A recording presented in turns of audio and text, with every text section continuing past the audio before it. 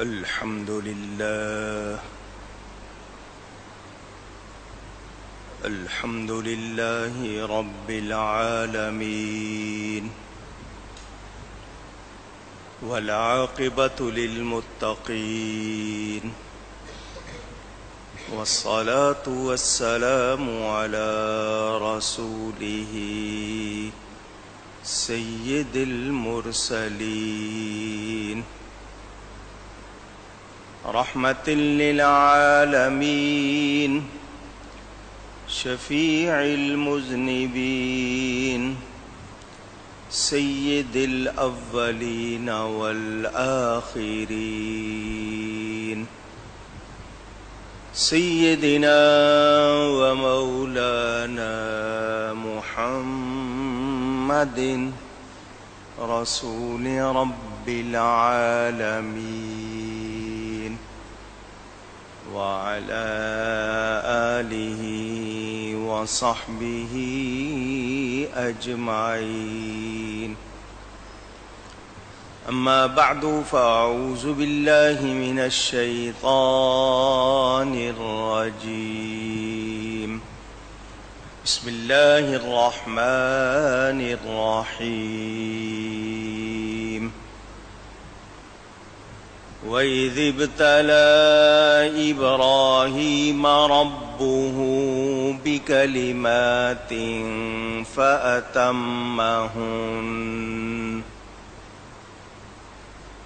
قَالَ إِنِّي جَاعِلُكَ لِلنَّاسِ إِمَامًا قَالَ وَمِن ذُرِّيَّتِي قال لا ينال عهد الظالمين. صدق الله العلی العظیم. محبت کے ساتھ ایک مرتبہ دروشی پڑھ لیجئے. اللهم صل على سيدنا ومولانا محمد معدن الجود والكرم وآله وصحبه وبارك وسلم. الصلاة والسلام عليك يا رسول الله. الصلاة والسلام عليك يا حبيب الله. الصلاة والسلام عليك يا رحمة للعالمين وعلى آلك وأصحابك يا شفيع المذنبين. حمد و صلات کے بعد قرآن کریم کی سورہ بقرہ کی آیت نمبر 124 آپ کے سامنے تلاوت کی ہے. مختصر سے وقت میں اس کے تحت امامت کے حوالے سے کچھ باتیں بیان کرتے ہوئے واقعہ کربلا کی ابتدا سے ذکر شروع کروں گا. اللہ تعالی سے دعا ہے وہ مجھے حق بیان کرنے، ہم سب کو حق سن کر اس کو قبول کرنے، اس پر عمل کرنے اور اس پر قائم رہنے کی توفیق عطا فرمائے. اللہ تعالیٰ ارشاد فرماتا ہے وَإِذِ ابْتَلَى إِبْرَاهِيمَ رَبُّهُ بِكَلِمَاتٍ فَأَتَمَّهُنَّ. اور یاد کرو جب ابراہیم کو اس کے رب نے کچھ باتوں سے آزمایا تو اس نے یعنی حضرت ابراہیم علیہ السلام نے وہ پوری کر دکھائیں. قال انی جاعلک للناس اماما. اللہ تعالی نے فرمایا میں تمہیں لوگوں کا پیشوا بنانے والا ہوں، لوگوں کا امام بنانے والا. قال ومن ذریتی، حضرت ابراہیم علیہ السلام نے عرض کی اور میری اولاد سے، یعنی یہ جو امامت مجھے ملے گی میری اولاد سے بھی کسی کو حصہ ملے گا. قال لا ينال عهد الظالمین، اللہ نے فرمایا میرا عہد ظالموں کو نہیں پہنچتا. قرآن کریم کی اس آیت نے ہمیں یہ بتایا کہ حضرت ابراہیم علیہ السلام جن کا لقب ہے خلیل اللہ، اور خلیل گہرے پیارے دوست کو کہتے ہیں، اللہ تعالی نے ان کو کچھ باتوں میں آزمایا، جو احکام دیے، جو حکم دیا وہ انہوں نے پورا کر دکھایا. اللہ تعالی نے فرمایا میں تمہیں لوگوں میں امام بنانے والا ہوں. یہاں امام سے مراد، امامت سے مراد نبوت نہیں، نبوت تو ان کو پہلے ہی حاصل تھی، تبھی تو آپ کے امتحان لیے گئے. امامت سے مراد وہ خصوصی صفات جو آپ کو عطا ہوئے اور انبیاء کا آپ کی اولاد میں ہونا، یعنی ان کو یہ شرف بخشا گیا کہ باقی جتنے نبی ہوئے ان کے بعد وہ ان کی اولاد میں ہوئے. دین موسوی، دین عیسوی، دین اسلام سب میں ان کا ذکر، اور بھی مفسرین نے یہاں پر بہت کچھ لکھا ہے. حضرت ابراہیم علیہ السلام کہتے ہیں یا اللہ میری اولاد میں سے یہ کس کو ملے گا امامت کا منصب؟ تو فرمایا ظالم کو ہمارا عہد نہیں پہنچتا. ظالم فاسق کو بھی کہتے ہیں، فاسق کے معنی نافرمان، کافر کو بھی کہتے ہیں، خطا کار کو بھی کہتے ہیں. یہاں تیسرے معنی مراد نہیں. اگر عہد سے مراد نبوت ہو تو ظالم سے مراد فاسق ہوگا، اور اگر عہد سے مراد دینی پیشوائی ہو تو ظالم سے مراد کافر ہوگا. اس سے معلوم یہ بھی ہوا کہ اپنی اولاد کے لیے خیر چاہنا، انعام چاہنا یہ نبیوں کی سنت ہے. یہ بھی بات اس سے واضح ہوئی.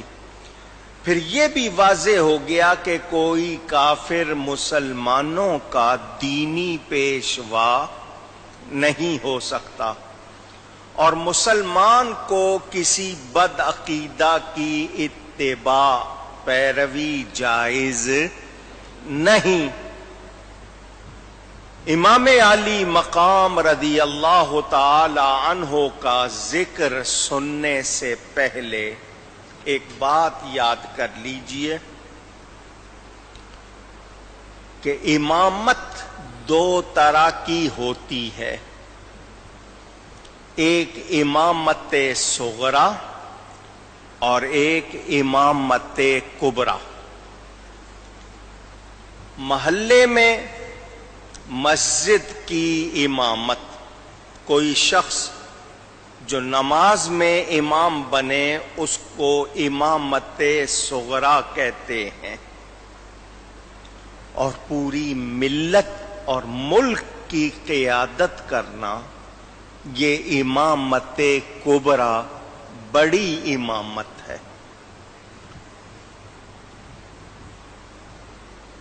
ہم قرآن کی اس آیت کو سامنے رکھتے ہوئے یہ کہتے ہیں کہ کوئی ظالم امامت کا مستحق، اونچی کہیے گا، نہیں. ایک شخص اگر ظلم کی وجہ سے، نافرمانی کی وجہ سے چھوٹی امامت یعنی امامت صغرا کا اہل نہیں، تو کیا وہ امامت کبریٰ کا اہل ہو جائے گا؟ نہیں ہوگا۔ آپ تفصیل میں نہ جائیں، دو چار چھوٹی باتیں مراد لے لیں۔ شراب پیتا ہو، زنا کرتا ہو، جھوٹ بولتا ہو، غیبت کرتا ہو، اور آپ کو معلوم ہو، تو ایسے شخص کو کیا آپ مسجد میں امام بنائیں گے؟ نہیں۔ تو پھر ایسا شخص پوری ملت کا امام کیسے بن سکتا ہے؟ کیونکہ کوئی بھی منصب ہو اس کے لیے کچھ شرائط ہوتی ہیں، ان شرائط کو بھلا دیا جائے، پامال کر دیا جائے تو انجام فساد ہوگا، خرابی، بربادی، تباہی۔ جو اہل نہیں ہے اس کو منصب دے دیں گے تو پھر ماحول میں امن رہ سکتا نہیں۔ ایک شخص چھپ چھپا کر کوئی کام کرتا ہے اور دوسروں کو معلوم نہیں، اس کے بارے میں آپ جب تک تحقیق نہ ہو جائے، گواہ نہ مل جائیں، کوئی کارروائی کر سکتے ہیں؟ نہیں۔ ہم نے یہ جان لیا کہ امامت صغرا اور امامت کبریٰ اس کے لیے اہلیت شرط ہے، اور وہ کیا ہے کہ وہ ظلم کرنے والا نہ ہو بلکہ متقی ہو، تقوی والا ہو، عدل والا ہو۔ تقوی دو معنوں میں، گناہوں سے بچنا، اللہ سے ڈرنا۔ تو جو اللہ سے ڈرے گا وہ نافرمانی سے بچے گا۔ تو جو شخص متقی نہیں ہے وہ امامت کے لائق نہیں ہے، یہ آپ نے جان لیا۔ اگر کوئی شخص ظالم ہے اور زبردستی امیر یا امام بن گیا، اہل نہیں ہے، ظالم ہے، متقی نہیں ہے، عادل نہیں ہے، عدل کرنے والا نہیں ہے، نااہل ہے، مگر امیر بن گیا، امام بن گیا، زبردستی آ گیا یا ٹھونس دیا گیا، مسلط کر دیا گیا، تو وہ عادل قرار نہیں پائے گا، ظالم ہی رہے گا۔ اب سوال یہ ہے کہ اس کے خلاف خروج کرنا، خروج کرنے کا مطلب نکلنا، اس کے بارے میں آواز لگانا کہ یہ درست نہیں ہے، اس کے خلاف کھڑے ہونا۔ اب اس پر جو علماء اسلام نے تحقیق جمع کی ہے اس میں سے کچھ مختصراً آپ کے سامنے پیش کرتا ہوں۔ ان علماء کا تمام احادیث کو، آیات کو سامنے رکھ کر یہ کہنا ہے کہ ایسا شخص اگر امیر بنا دیا جائے، حالانکہ وہ عادل اور متقی نہ ہو، تو اب دیکھنا ہے کہ اس کا فسق، اس کا گناہگار ہونا، نافرمان ہونا ذاتی اور انفرادی ہو، اس کی ذات تک محدود ہو، اس کا اثر عوام پر، نظام پر، ملک کے کاروبار پر نہ پڑتا ہو۔ چھپ چھپا کے کر لیتا ہے، جیسا کہ اکثر آپ سنتے رہتے ہیں، حکمران کرتے ہیں، مگر نظام حکومت پر، امور حکومت پر، کاروبار حکومت پر، عوام پر اس کا اثر نہ ہو، صرف اس کا گناہ چھپ چھپا کے اس کی ذات تک ہو، تو اس کے خلاف خروج نہیں کرنا چاہیے۔ کچھ امراء ہوتے ہیں، ایسے لوگ ہوتے ہیں ذاتی حد تک عیاشی کرتے ہیں، مگر رعایا کے حقوق کے معاملات میں عدل کرتے ہیں، انصاف کرتے ہیں، کاروبار حکومت صحیح طرح چلاتے ہیں، تو ان کے خلاف خروج نہیں کیا جاتا۔ کچھ احادیث پیش کی جاتی ہے کہ ظالم اور فاسق کی بھی اطاعت کرو، تو اس میں یہی مراد ہے کہ اگر وہ چھپ چھپا کر کچھ کرتا ہے تو وہ اس کی ذات تک ہے، مگر اس کا ظلم و فسق دوسروں تک نہیں جاتا، تو پھر اس کے بارے میں جو میں نے آپ کو بتایا اس پر خروج، ان پر خروج نہیں کیا جاتا۔ لیکن کسی شخص کا فسق، اس کی بد کرداری، اس کی نافرمانی اس کی ذات کی حد تک نہ ہو، بلکہ اس کا اثر کاروبار حکومت پر، نظام پر بھی پڑے، ماحول کو بگاڑے، تو پھر مسلمان اگر طاقت رکھتے ہوں تو ایسے شخص کا ہٹانا ضروری ہو جاتا ہے۔ اگر طاقت نہیں رکھتے، ایک آدمی بول رہا ہے باقی نہیں بول رہے، طاقت نہیں رکھتے، تو پھر صبر کریں اور دعا کریں کہ اللہ اس سے نجات عطا فرمائے۔ حضور اکرم صلی اللہ علیہ وآلہ وسلم کا ارشاد، من رآ منکم منکرا فلیغیرہ بیدہ، تم میں سے کوئی دیکھے کہ اس کے سامنے دین کو بدلا جا رہا ہے، اسلام کے احکام کو بدلا جا رہا ہے، نبی کی سنتوں کو مٹایا جا رہا ہے، اسلام کا نقشہ بدلا جا رہا ہے، تو وہ دیکھنے والا اگر طاقت رکھتا ہے تو اپنے ہاتھ سے اس کو روکے۔ ایک حدیث میں فرمایا، انصر اخاک ظالما او مظلوما، اپنے بھائی کی مدد کرو وہ ظالم ہو یا مظلوم۔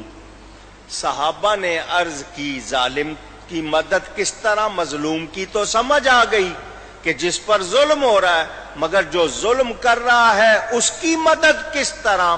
فرمایا اس کی مدد یہ ہے کہ اس کو ظلم کرنے سے روک دو۔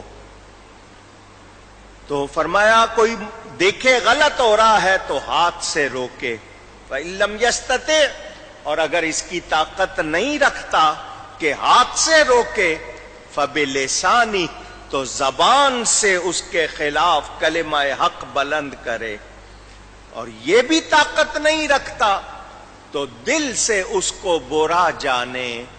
تو دل سے برا جاننا یہ ایمان کا کمزور ترین درجہ ہے۔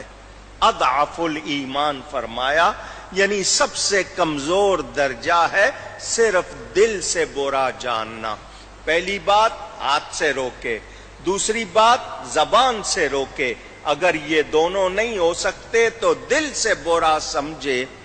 اب میں آپ سے پوچھنا چاہتا ہوں، ہم لوگ مسلمان ہیں الحمدللہ، اور ہمارے سامنے جو کچھ ہوتا ہے ہم اگر اس کے خلاف بولتے نہیں تو پھر یہ قانون سن لیں کہ الساکت عن الحق شیطان اخرس۔ یہ بھی حدیث شریف ہے کہ جو حق سے چپ رہے وہ گونگا شیطان ہے۔ امام علی مقام، نواسہ رسول، سردار نوجوانان جنت، ریحان رسول، فخر کونین، حضرت سیدنا امام حسین رضی اللہ تعالی عنہ مجھ سے اور آپ سے اور ان تمام لوگوں سے دین کو زیادہ جانتے تھے۔ انہوں نے آغوش نبوت میں پرورش پائی تھی۔ ان کے تو گھر میں قرآن اترا تھا، انہوں نے تو آنکھ کھولی تھی تو نبی کا دیدار کیا تھا۔ ان کے بارے میں کیا ہم سوچ سکتے ہیں کہ ان کو دین کے احکام معلوم نہیں تھے؟ نہیں، ایسا نہیں ہے۔ آج ہم انہی سے سیکھے ہوئے اصول بیان کرتے ہیں، وہی تعلیمات جو وہاں سے آئی وہی بتاتے ہیں۔ امام پاک نے یہ دیکھا کہ ان کے سامنے ان کے نانا جان کے دین کو بدلنے کی کوشش ہو رہی ہے۔ خزاں چاہتی ہے کہ گلشن اسلام کو اپنا شکار کر لے۔ ان کا حق زیادہ تھا امام کا کہ وہ اس وقت اٹھتے اور اٹھ کر اس باطل قوت کا مقابلہ کرتے۔ امام پاک اگر چپ رہتے تو دنیا یہ کہتی جب نبی کے نواسے نے کوئی آواز بلند نہیں کی تو کیا ہم ان سے زیادہ ہیں؟ جب وہ مان رہے ہیں، چپ ہیں، تو آج ہم کیوں بولیں؟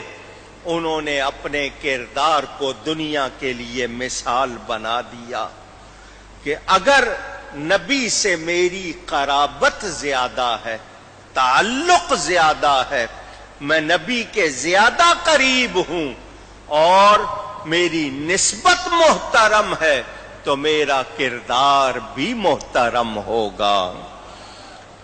میں اس کردار کا مظاہرہ کروں گا جو رہتی دنیا تک یاد رکھا جائے گا۔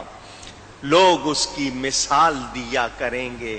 امام عالی مقام نے شریعت کے اصولوں کے مطابق راست اقدام کیا۔ توجہ چاہتا ہوں، آپ کو میں ایک بات اور سمجھا دوں۔ ایک ہے عزیمت، عزم، ارادے سے عزیمت، اور ایک ہے رخصت۔ یہ دونوں لفظ یاد کر لیں، عزیمت اور رخصت۔ شریعت مطہرہ ہمیں یہ بتاتی ہے کہ کوئی ایسا مرحلہ پیش آ جائے، ایسا موقع پیش آ جائے کہ آپ کے سامنے دو باتیں ہوں اور آپ جان بچانے کے لیے وقتی طور پر نامناسب بات کہہ لیں۔ آپ سے کہا جا رہا ہے کہ کلمہ کفر کہو، کفر کی بات کرو، اور آپ کو پتا ہے نہیں کریں گے تو آپ کو مار دیا جائے گا، آپ نقصان برداشت نہیں کر سکیں گے، تو دل ایمان پر مطمئن ہو، صرف زبان سے اوپر اوپر سے وقتی طور پر آپ وہ کلمہ کفر کہہ دیں اور جان بچا لیں۔ اس کو کہا جاتا ہے رخصت۔ کیا کہا جاتا ہے؟ اونچی کہیے گا۔ یہ کمزور بندے کے لیے، یا ایسا شخص کہ وہ طاقت نہیں رکھتا مقابلہ کرنے کی، جان بچا لیتا ہے اور رخصت پر عمل کرتے ہوئے کلمہ کفر کہہ دیتا ہے، اس کو رخصت کہیں گے۔ وہ فوراً توبہ کرے گا، دل سے ایمان پر مطمئن تھا، ایمان پر رہے گا۔ لیکن آپ ڈٹ جائیں، جان دے دوں گا، کلمہ کفر نہیں کہوں گا، میرا کچھ بھی نقصان ہو میں برداشت کر لوں گا، لیکن غلط بات نہیں کروں گا، ڈٹ جائیں، جان دے دیں، اس کو کیا کہتے ہیں؟ عزیمت۔ کیا کہتے ہیں؟ عزیمت۔ دونوں باتیں آپ نے سن لی۔ ایک شخص کمزور ہو، طاقت نہ رکھتا ہو، قوت اور اثر نہ رکھتا ہو، وہ جان بچانے کے لیے رخصت پر عمل کر لے تو لوگ کہیں گے مجبور تھا، اس کے پاس چارہ نہیں تھا، اور کیا کرتا؟ اس کی بات کس نے سننی تھی؟ یہ مجبور تھا، اس کو ایسا ہی کرنا پڑا۔ لیکن کوئی بہادر، کوئی مشہور شخص، کوئی طاقتور شخص، با اثر شخص اگر کمزوری کا مظاہرہ کرے تو لوگ کہیں گے اتنا بہادر ہو کے اس نے سستی کی، کمزوری دکھائی، بھاگ گیا، قدم پیچھے ہٹا لیا، اس کو تو مرد میدان بننا چاہیے تھا، اس کو تو بہادری کا مظاہرہ کرنا چاہیے تھا۔ تو کوئی بہادر، کوئی شجاع، کوئی با اثر اہم شخصیت اگر رخصت پر عمل کرے تو یہ اس کے شایان شان نہیں ہے۔ ذرا جائیے، پیچھے جائیے، کافر جمع ہو گئے، ابو طالب کے پاس آئے، آ کر کہا اپنے بھتیجے کو روک لو، یہ ہمارے خداؤں کو جھوٹا کہتا ہے، ہم سے برداشت نہیں ہوتا، یہ اگر حکومت چاہتا ہے ہم اسے سرداری دینے کو تیار، دولت چاہتا ہے سونے چاندی اس کے قدموں میں ڈھیر لگا دیں گے سونا چاندی کا، کسی عورت کو چاہتا ہے اشارہ کرے وہ اس کو دے دیں گے، اسے کہو ہمارے خداؤں کو جھوٹا نہ کہے، ہم سب اب اتفاق کر کے متحد ہو گئے ہیں، ہم مزید برداشت نہیں کریں گے۔ ابو طالب کہتے ہیں میرا دل سینے میں دھڑکنے لگا اس شدت سے کہ مجھے لگا کہ میں اکیلا ان سے مقابلہ نہیں کر سکوں گا۔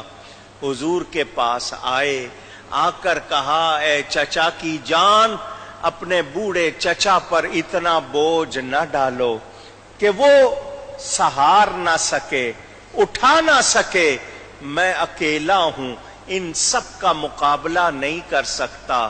سنو اس وقت یہ بڑے گرم ہیں، جوش میں ہیں، ان کا جوش کچھ دنوں میں ٹھنڈا ہو جائے گا، تم اپنی تبلیغ کا سلسلہ کچھ دنوں کے لیے روک دو، جب یہ ٹھنڈے ہو جائیں گے پھر شروع کر دینا، میں ان کا مقابلہ نہیں کر سکتا، میرا مشورہ یہی ہے کہ ابھی کچھ دن خاموش ہو جاؤ۔ چچا نے جب بات کہہ لی، میرے آقا کریم فرماتے ہیں چچا بات پوری ہو گئی، اب میرا جواب سن لیں۔ یہ تو مکہ کے چند قبائل اور ان کے سردار ہیں، دنیا بھر کی تمام طاغوتی شیطانی قوتیں جمع ہو جائیں اور اتنی طاقتور ہو جائیں کہ سورج کو لا کر میرے دائیں ہاتھ پر، چاند کو لا کر میرے بائیں ہاتھ پر رکھ دیں اور دنیا بھر کے خزانے میرے قدموں میں ڈھیر کر دیں، میں تب بھی وہی کروں گا جو میرے رب کا حکم ہے۔ ابو طالب کہتے ہیں مجھے اس دن اندازہ ہو گیا دنیا کا ہر پہاڑ اپنی جگہ سے ہل سکتا ہے مگر محمد صلی اللہ علیہ وسلم اپنے موقف سے نہیں ہٹ سکتے۔ نبی کی شجاعت کا آپ کو صرف ایک نمونہ دکھایا۔ حضور صلی اللہ علیہ وآلہ وسلم دنیا سے جب پردہ فرما رہے تھے، آپ کی شہزادی حضرت سیدہ فاطمہ زہرا رضی اللہ تعالی عنہا اپنے دونوں شہزادوں کو لے کر حضور کی بارگاہ میں آئیں۔ حضور ان بچوں کو کچھ دیجئے۔ حضور فرماتے ہیں حسن کو میں نے اپنا حلم دیا، حسین کو میں نے اپنی شجاعت دی۔ ان شہزادوں کو نبی کا حسن بھی ملا، جمال بھی ملا، کمال بھی ملا۔ یہ صورت دیکھنے میں بھی نبی کے جمال کے مظہر تھے، اپنے عمل میں بھی نبی کے کمال کے مظہر تھے۔ یہ مظہر جمال و کمال مصطفیٰ تھے۔ نبی پاک تو یہ فرمائیں کہ میرے دائیں ہاتھ پر لا کر سورج، بائیں ہاتھ پر لا کر چاند کو رکھ دیں، میں تب بھی وہی کروں گا جو میرے رب کا حکم۔ تو اب شجاعت رسول کا مظہر کسی کمزوری کا مظاہرہ کرے تو پھر اعتراض ہو جائے گا کہ یہ تو نبی کی شجاعت کے مظہر کمزوری دکھا رہے ہیں۔ نہیں، امام عالی مقام نے ثابت کر دیا، میں نے آغوش رسالت میں پرورش پائی ہے، میں شجاعت رسول کا مظہر ہوں، رخصت پر عمل نہیں کروں گا، عزیمت پر عمل کروں گا، اور آنے والی نسلوں کو بتا دوں گا کہ میں وہ ہوں جس نے نبی سے تربیت پائی ہے۔ میری آنکھوں کے سامنے دین کو مٹایا یا بدلا نہیں جا سکتا، دین میں خرابی نہیں لائی جا سکتی۔ میں کنبہ قربان کر دوں گا مگر نانا جان کے دین کا نقشہ نہیں بدلنے دوں گا۔ امام نے عزیمت پر عمل کر کے مثال قائم کر دی، رہتی دنیا تک اپنے کردار کو یادگار بنا دیا۔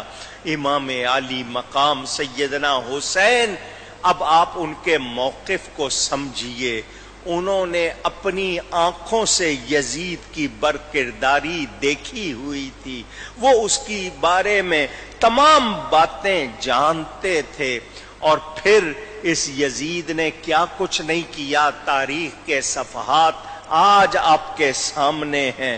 امام اس وقت چپ رہتے، یزید کی بیعت کر لیتے، رخصت پر عمل کر لیتے، جان بچا لیتے، اس کے ہاتھ میں ہاتھ دے دیتے، آپ کو کسی نہ کسی علاقے کی سربراہی بھی ملتی، مال بھی ملتا، جان بھی بچتی، مگر دین اپنی اصل پر باقی نہ رہتا۔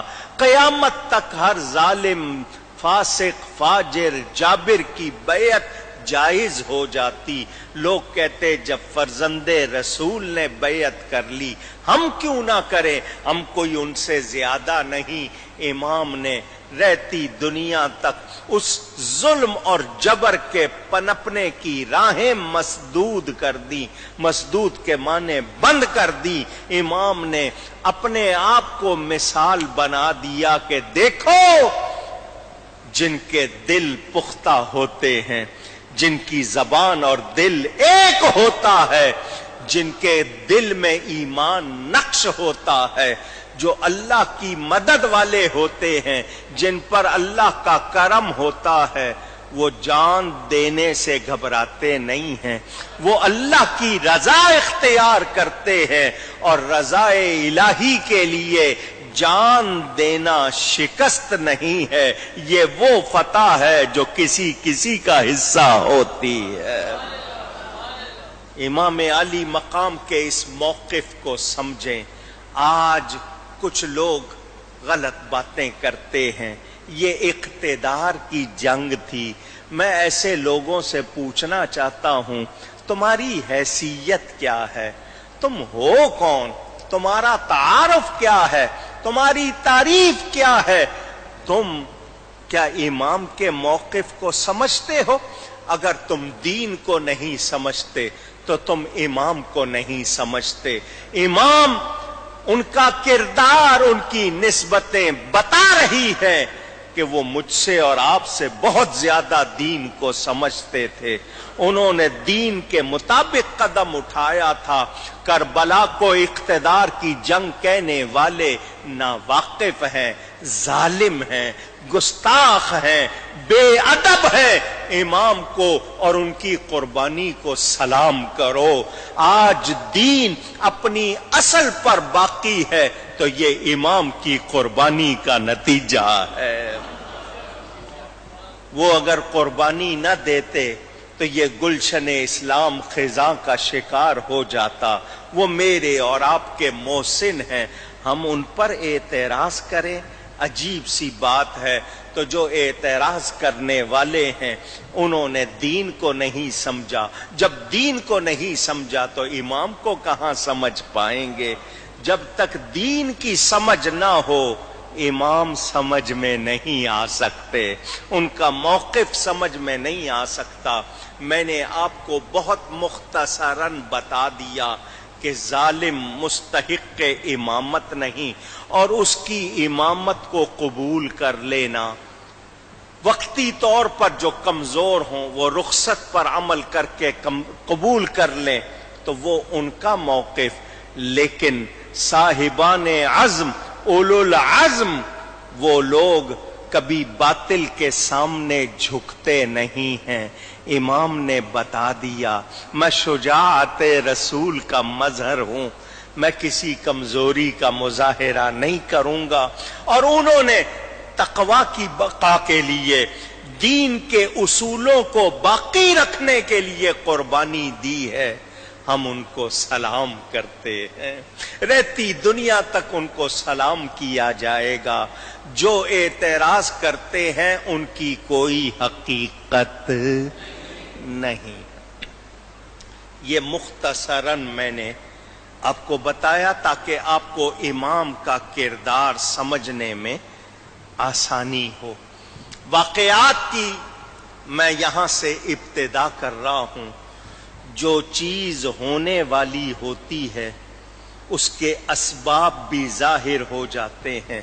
ابھی امام پاک دنیاوی عمر گنتی کے لحاظ سے جس کو بہت چھوٹی عمر کہتے ہیں، دودھ پیتے بچے تھے، حضور نے اس وقت اعلان فرما دیا تھا میرے بعد میرے اس بیٹے کو کربلا میں شہید کر دیا جائے گا، اور حضور نے اس جگہ کی مٹی بھی حضرت ام سلمہ اپنی بیوی کو دی تھی۔ ان کو کیوں دی تھی؟ نبی کو پتا تھا اس وقت تک یہی دنیا میں موجود ہوں گی، باقی بیویوں کو نہیں، انہی کو دی، پتا تھا کہ یہ موجود ہوں گی۔ ان سے فرمایا اس کو شیشے میں یعنی بوتل میں رکھ لو، جس دن یہ مٹی خون ہو جائے گی سمجھ لینا میرا بیٹا کربلا میں شہید کر دیا گیا۔ سب جانتے تھے کہ یہ واقعہ ہونا ہے۔ کیسے ہوا؟ حضور صلی اللہ علیہ وسلم کا ارشاد، میرے بعد خلافت علی منہاج النبوہ، نبوت کے طریقے کے مطابق خلافت نیابت 30 برس ہوگی۔ حضرت ابو بکر 2.25 سال، حضرت عمر فاروق 10 سال کچھ مہینے، حضرت عثمان غنی 12 برس اور کچھ مہینے، حضرت علی 6 سال اور کچھ مہینے، امام حسن کے 6 مہینے شامل کریں یہ 30 برس بنتے ہیں۔ فرمایا اس کے بعد ملوکیت بادشاہت ہو جائے گی، خلافت نہیں رہے گی۔ ان پر خلفائے راشدین پر خلافت علی منہاج النبوت کا دور مکمل ہوا۔ حضرت امیر معاویہ رضی اللہ تعالی عنہ نبی پاک صلی اللہ علیہ وسلم کے صحابی ہیں، اور جس سے اللہ راضی، میں اور آپ اس سے ناراض ہو سکتے نہیں۔ وہ صحابی ہیں، ان کی صحابیت یہ وہ شرف ہے جس کے بعد مجھے اور آپ کو ان کے خلاف کچھ کہنے کی جرأت نہیں ہونی چاہیے۔ کوئی کہے کہ نہیں صحابی کا بیٹا، تو پھر حضرت نوح علیہ السلام کے بیٹے کے بارے میں کیا کہو گے؟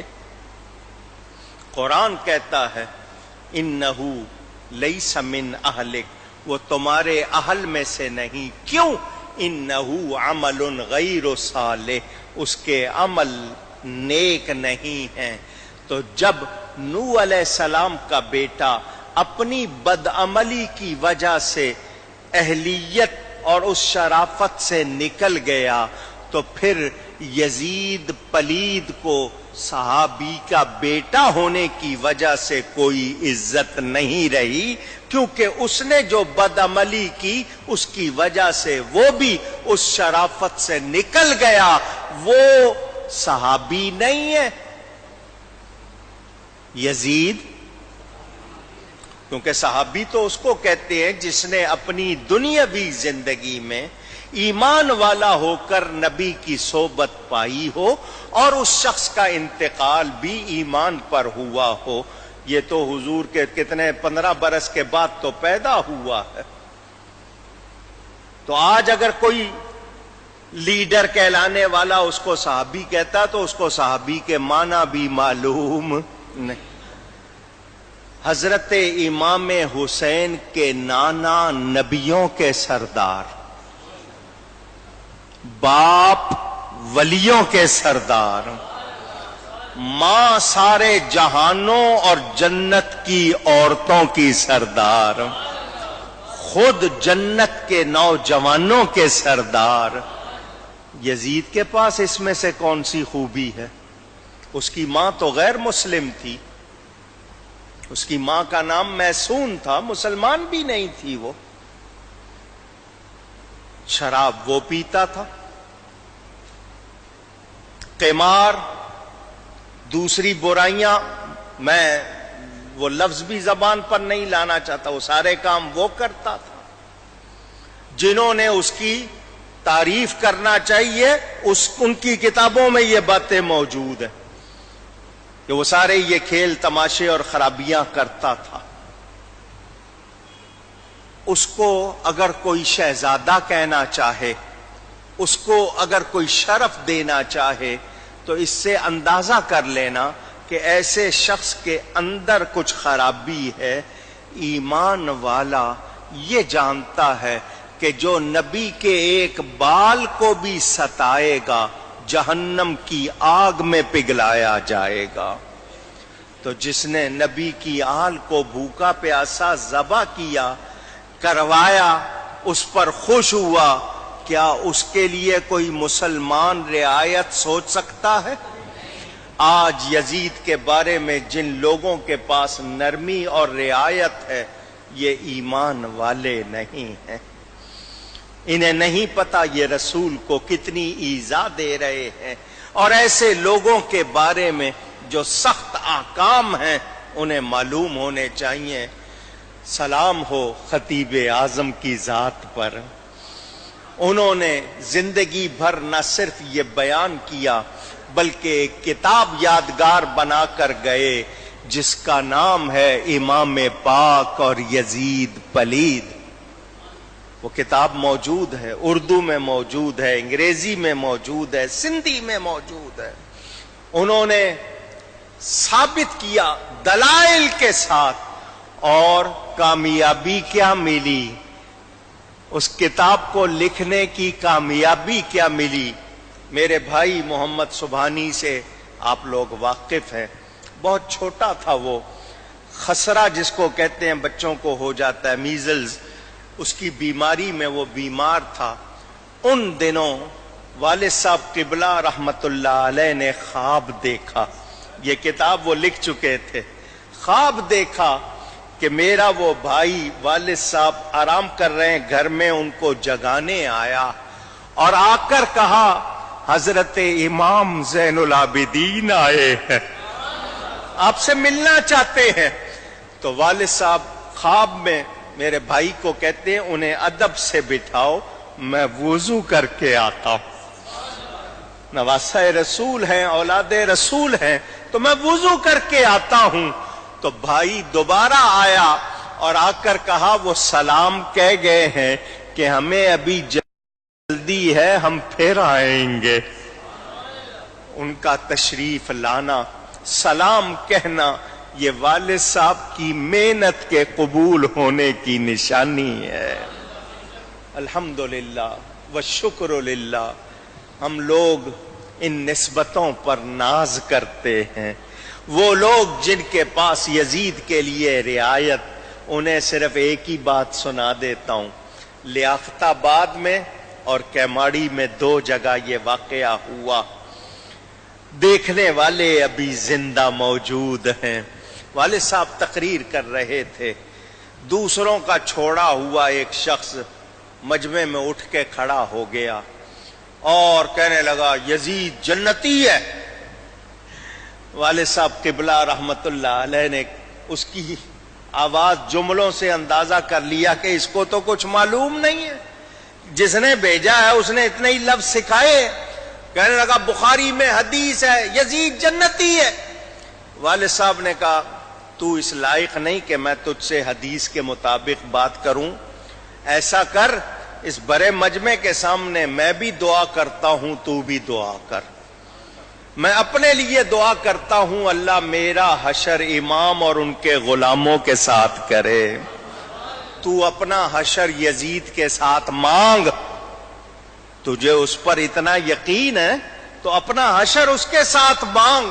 ہزاروں کا مجمع دیکھ رہا تھا، وہ ایک طرف نکل گیا، یہ دعا کرنے پہ راضی نہیں ہوا. خود بتا دیا اس نے کہ اس کو بھی پتا ہے کہ یزید کا کیا حال ہونا ہے اور اس کے ساتھ کیا بیتنی ہے. تو ایمان والو صرف سن لو اتنی بات، جو امام پر اعتراضات کرتے ہیں ان کی کوئی حقیقت نہیں. بات بہت پھیل جائے گی. ان کے اعتراض بودے ہیں، یہ لوگ بونے ہیں، کوئی حیثیت نہیں. امام پاک کو تو پوری امت سلام کر رہی ہے، صحابہ سلام کر رہے ہیں، تابعین، تبع تابعین، ائمہ، اولیاء، علماء، صلحاء. امام کا نام زندہ. اور میں اردو میں ایک جملہ کہتا ہوں سمجھداروں کے لیے کافی، یزید تھا، امام ہے. یزید تھا، امام. اس سے بڑا اور کیا ثبوت چاہیے تمہیں؟ وہ تھا، وہ ایک دن کی یا ایک پل کی حکومت کر کے چلا گیا. امام آج بھی دلوں پہ راج کر رہے ہیں. یاد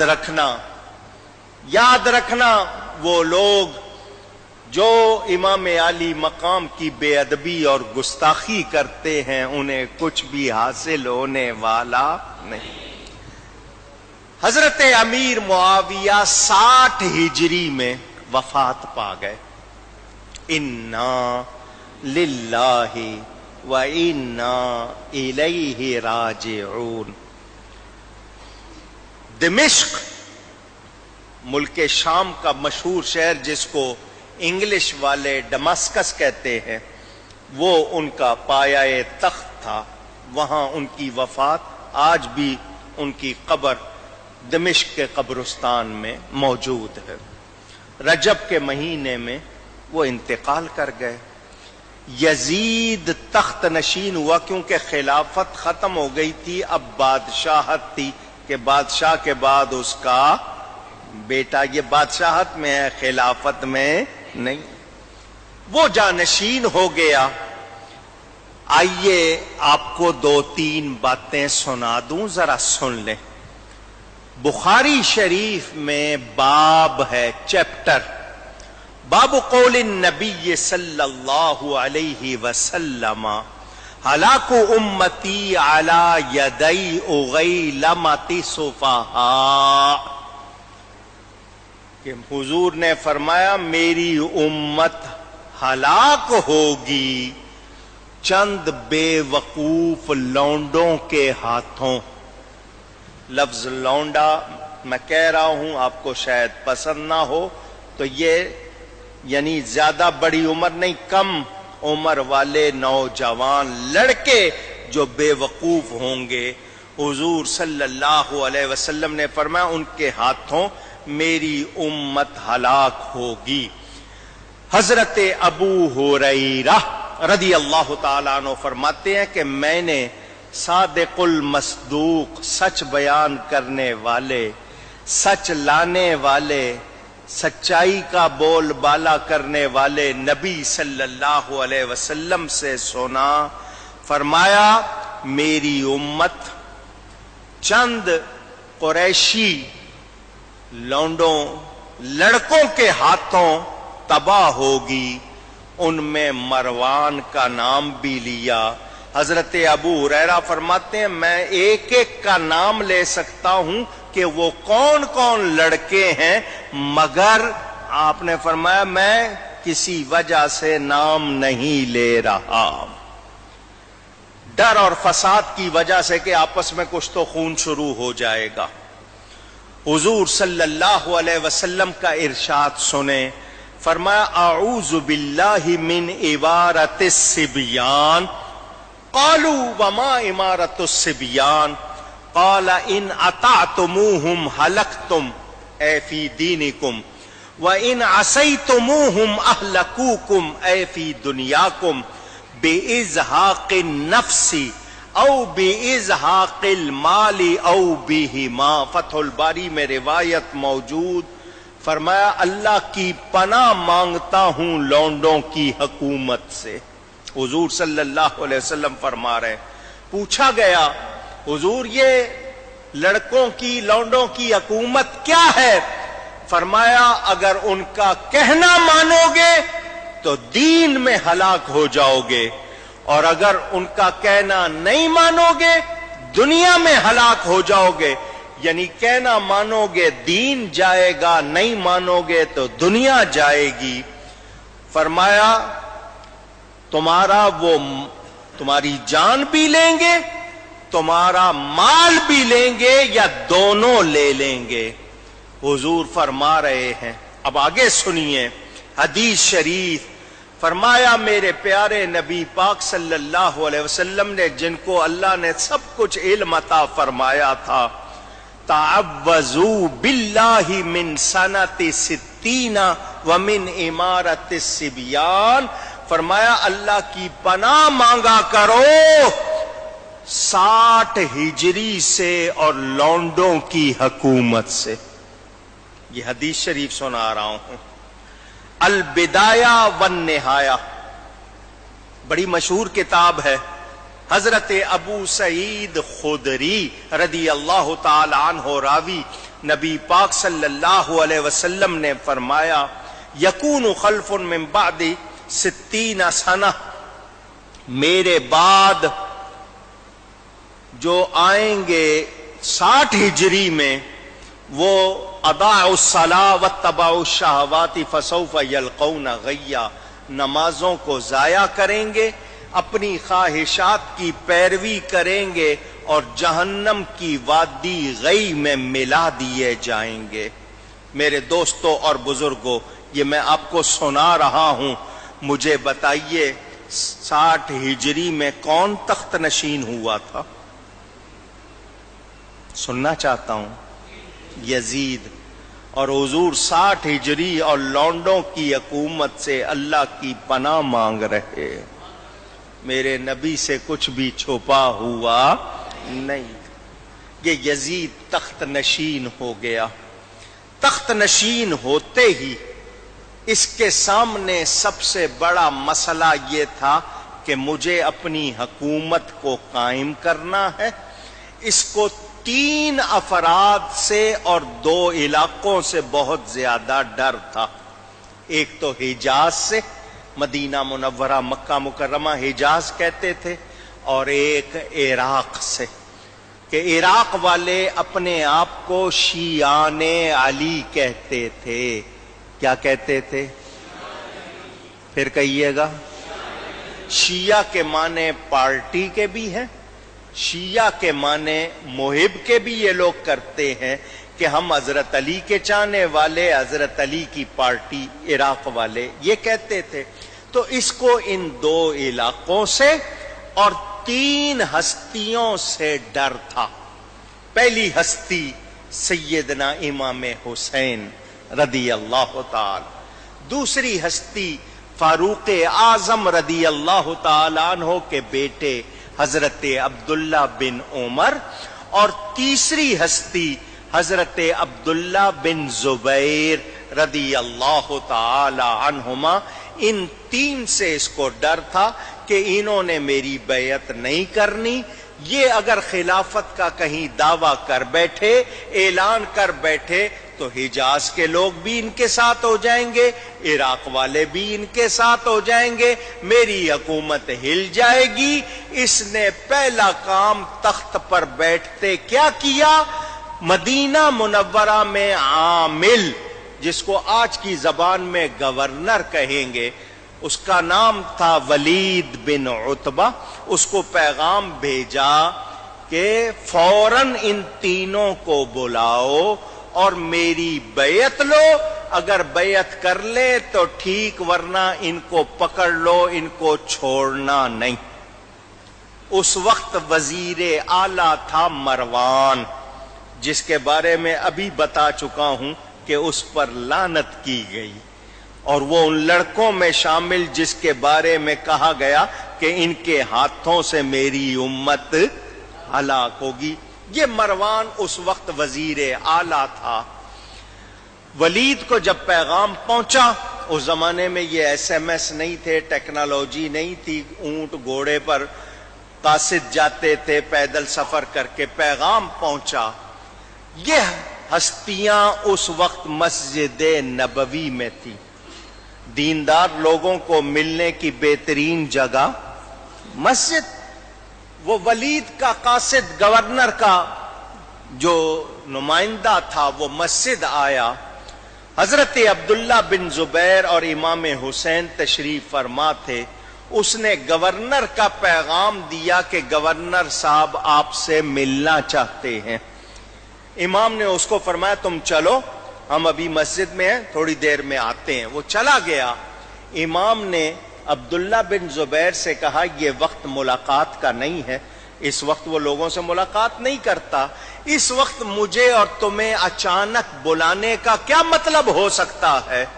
عبداللہ بن زبیر نے کہا مجھے یوں لگتا ہے امیر معاویہ وفات پا گئے ہیں، یزید تخت نشین ہو گیا ہے اور ہم سے بیعت طلب کرنی ہے، تو کیا کیا جائے؟ عبداللہ بن زبیر نے کہا آپ بتائیے۔ امام نے فرمایا میں کچھ لوگوں کو ساتھ لے کر جاتا ہوں، کہیں بات بگڑ نہ جائے اور کوئی مسئلہ نہ کھڑا ہو جائے تو میں جا کے معلوم کرتا ہوں کیا صورتحال ہے۔ امام چند جوانوں کو لے کر، 50 کے قریب بھی لکھا ہے، آپ دارالعمارت جس کو گورنر ہاؤس کہنا چاہیے، تشریف لے گئے۔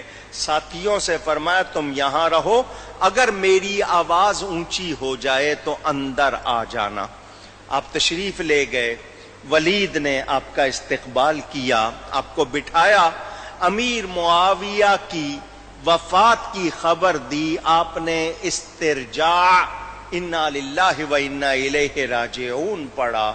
اس نے کہا جی یزید تخت نشین ہو گیا ہے اور اس نے آپ سے بیعت مانگی ہے۔ فرمایا مجھ جیسے شخص کا اکیلے بیعت کرنے کا کیا مطلب؟ تم یزید کی تخت نشینی کا اعلان کرو، مدینے والے دوسرے لوگ فیصلہ کر لیں گے، پھر میں بھی سوچ لوں گا کہ مجھے کیا کرنا ہے۔ مجھ جیسا شخص چپکے سے اکیلے بیعت نہیں کرے گا۔ ولید نے کہا جی حکم تو میرے پاس بہت سخت آیا ہے، آپ سوچ لیں اس انکار کا انجام کیا ہوگا۔ فرمایا تم میری فکر نہیں کرو، اپنا کام کرو۔ مروان وہاں بیٹھا ہوا، اس نے ولید کے کان میں کہا اس وقت یہ اکیلے ہیں، ان کو پکڑ لو، بیعت کرتے ہیں ٹھیک، ورنہ قتل کر دو، بعد میں یہ تمہارے ہاتھ میں آنے والے نہیں۔ امام اس کی یہ بات سن لیتے ہیں، اس کی طرف منہ کر کے فرماتے ہیں تو مجھے قتل کرے گا یا یہ کریں گے؟ آپ کے لہجے کا روب ایسا تھا، انہوں نے گردنیں جھکا لی، کچھ بولے نہیں۔ آپ نفرین کرتے ہوئے باہر آ گئے۔ گھر میں جا کر گھر والوں سے کہا ہمیں مدینہ منورہ سے جانا ہوگا، یہ نبی کا شہر ہے، نانا جان کا شہر ہے، میں یہاں امن کے خلاف کچھ ہوتے دیکھ سکتا نہیں، خون ریزی، قتل و غارت، فساد مجھے گوارا نہیں۔ مکہ جائے امن ہے، قرآن میں ہے ومن دخلہ کان آمنا، جو مکہ میں آ گیا امن میں آ گیا۔ میں جا رہا ہوں مسجد نبوی نانا جان کو سلام کرنے، پھر بقی جاؤں گا اماں جان کو سلام کرنے، تم سب سامان باندھو، ہم آج ہی رات یہاں سے مکہ چلے جائیں گے۔ امام مسجد نبوی شریف آئے، 2 رکعت ادا کی، اپنے نانا جان رسول اللہ صلی اللہ علیہ وسلم کی قبر انور پر آئے اور سلام کہا۔ مزار مصطفیٰ پر شام ہوتے ہی امام آئے، اجازت کی غرض سے آخری کرنے سلام آئے، کہا رو کر سلام تاجدار عالم امکان، سلام سید عالم، سلام سرور ذیشان، ذرا دیکھو تو چہرے سے اٹھا کر گوشائے داماں، حسین ابن علی پر تنگ ہے طیبہ کی اب گلیاں، ذرا حجرے سے نکلو اے مکین گنبد خضرا، ذرا دیکھو تو اہل بیت پر ہیں سختیاں کیا کیا، یزیدی دور ہے اسلام ہے سرکار خطرے میں، نواسا آپ کا اس وقت ہے دشمن کے نرغے میں، میں قرباں اے مجھے نازو نعم سے پالنے والے، مصائب آنے والے دم زدن میں ٹالنے والے، ہے میرے پیارے نانا، مجھے کندھوں پر اٹھانے والے نانا، میری خاطر سجدوں کو لمبا کرنے والے نانا، آپ کے شہر مدینہ منورہ میں رہنا اب میرے لیے مشکل بنا دیا گیا۔ حضور آپ مجھے چوما کرتے تھے، سونگا کرتے تھے، میرے لاڈ اٹھایا کرتے تھے، اب یزیدی دور ہے، اسلام کو اور مسلمانوں کو سخت صورتحال کا سامنا ہے، مجھے اجازت دیجیے کہ میں یہاں سے جاؤں، ہماری بے کسی درماندگی کی لاج رکھ لینا، ہمیں نظروں میں اپنی صاحب معراج رکھ لینا، بس اب قبلہ دین مجھ کو جانے کی اجازت ہو، لب اطہر سے فرما دو حسین اب جاؤ رخصت ہو، مدینے سے شہ کونین کا نور نظر نکلا، وطن سے بے وطن ہو کر وطن کا تاجور نکلا۔ اندازہ کیجئے اس وقت امام کی کیا کیفیت ہوگی۔ یہ وہی مدینہ ہے جس میں آپ کی ولادت ہوئی ہے، یہیں آپ حضور صلی اللہ علیہ وسلم کی گود میں کھیلا کرتے تھے، یہیں آپ کی والدہ ماجدہ آرام فرما، یہیں آپ کے بڑے بھائی امام حسن آرام فرما۔ امام سلام کر رہے ہیں، اجازت مانگ رہے ہیں، وہاں سے نکلے بقی شریف آئے، اپنی والدہ ماجدہ کو سلام کیا، ان سے اجازت لی، اپنے بھائی کو سلام کیا، راتوں رات امام مدینہ منورہ سے روانہ ہو گئے۔ توجہ، امام اگر حکومت چاہتے مدینہ میں رہ کر اپنی خلافت کا اعلان کر سکتے تھے یا نہیں؟ وہاں سب صحابہ موجود، دوسرے لوگ موجود، آپ کے سارے حامی وہاں موجود، امام کے پیش نظر اقتدار نہیں تھا۔ اگر آپ کو اقتدار چاہیے ہوتا آپ کبھی مدینہ نہ چھوڑتے، مگر ان کے پیش نظر اقتدار نہیں تھا۔ یہ مدینہ آپ کو کس قدر پیارا تھا مگر آپ کو چھوڑنا پڑ گیا۔ ہاں نگاہ غور سے دیکھ اے گروہ مومنی، جا رہا ہے کربلا خیر البشر کا جانشین، آسماں ہے لرزہ بر اندام جنبش میں زمین، فرق پر ہے سایہ افغن شاہ پر روح الامین، اے شگوفو السلام، اے خفتہ کلیو السلام، اے مدینہ کی نظر افروز گلیو الوداع۔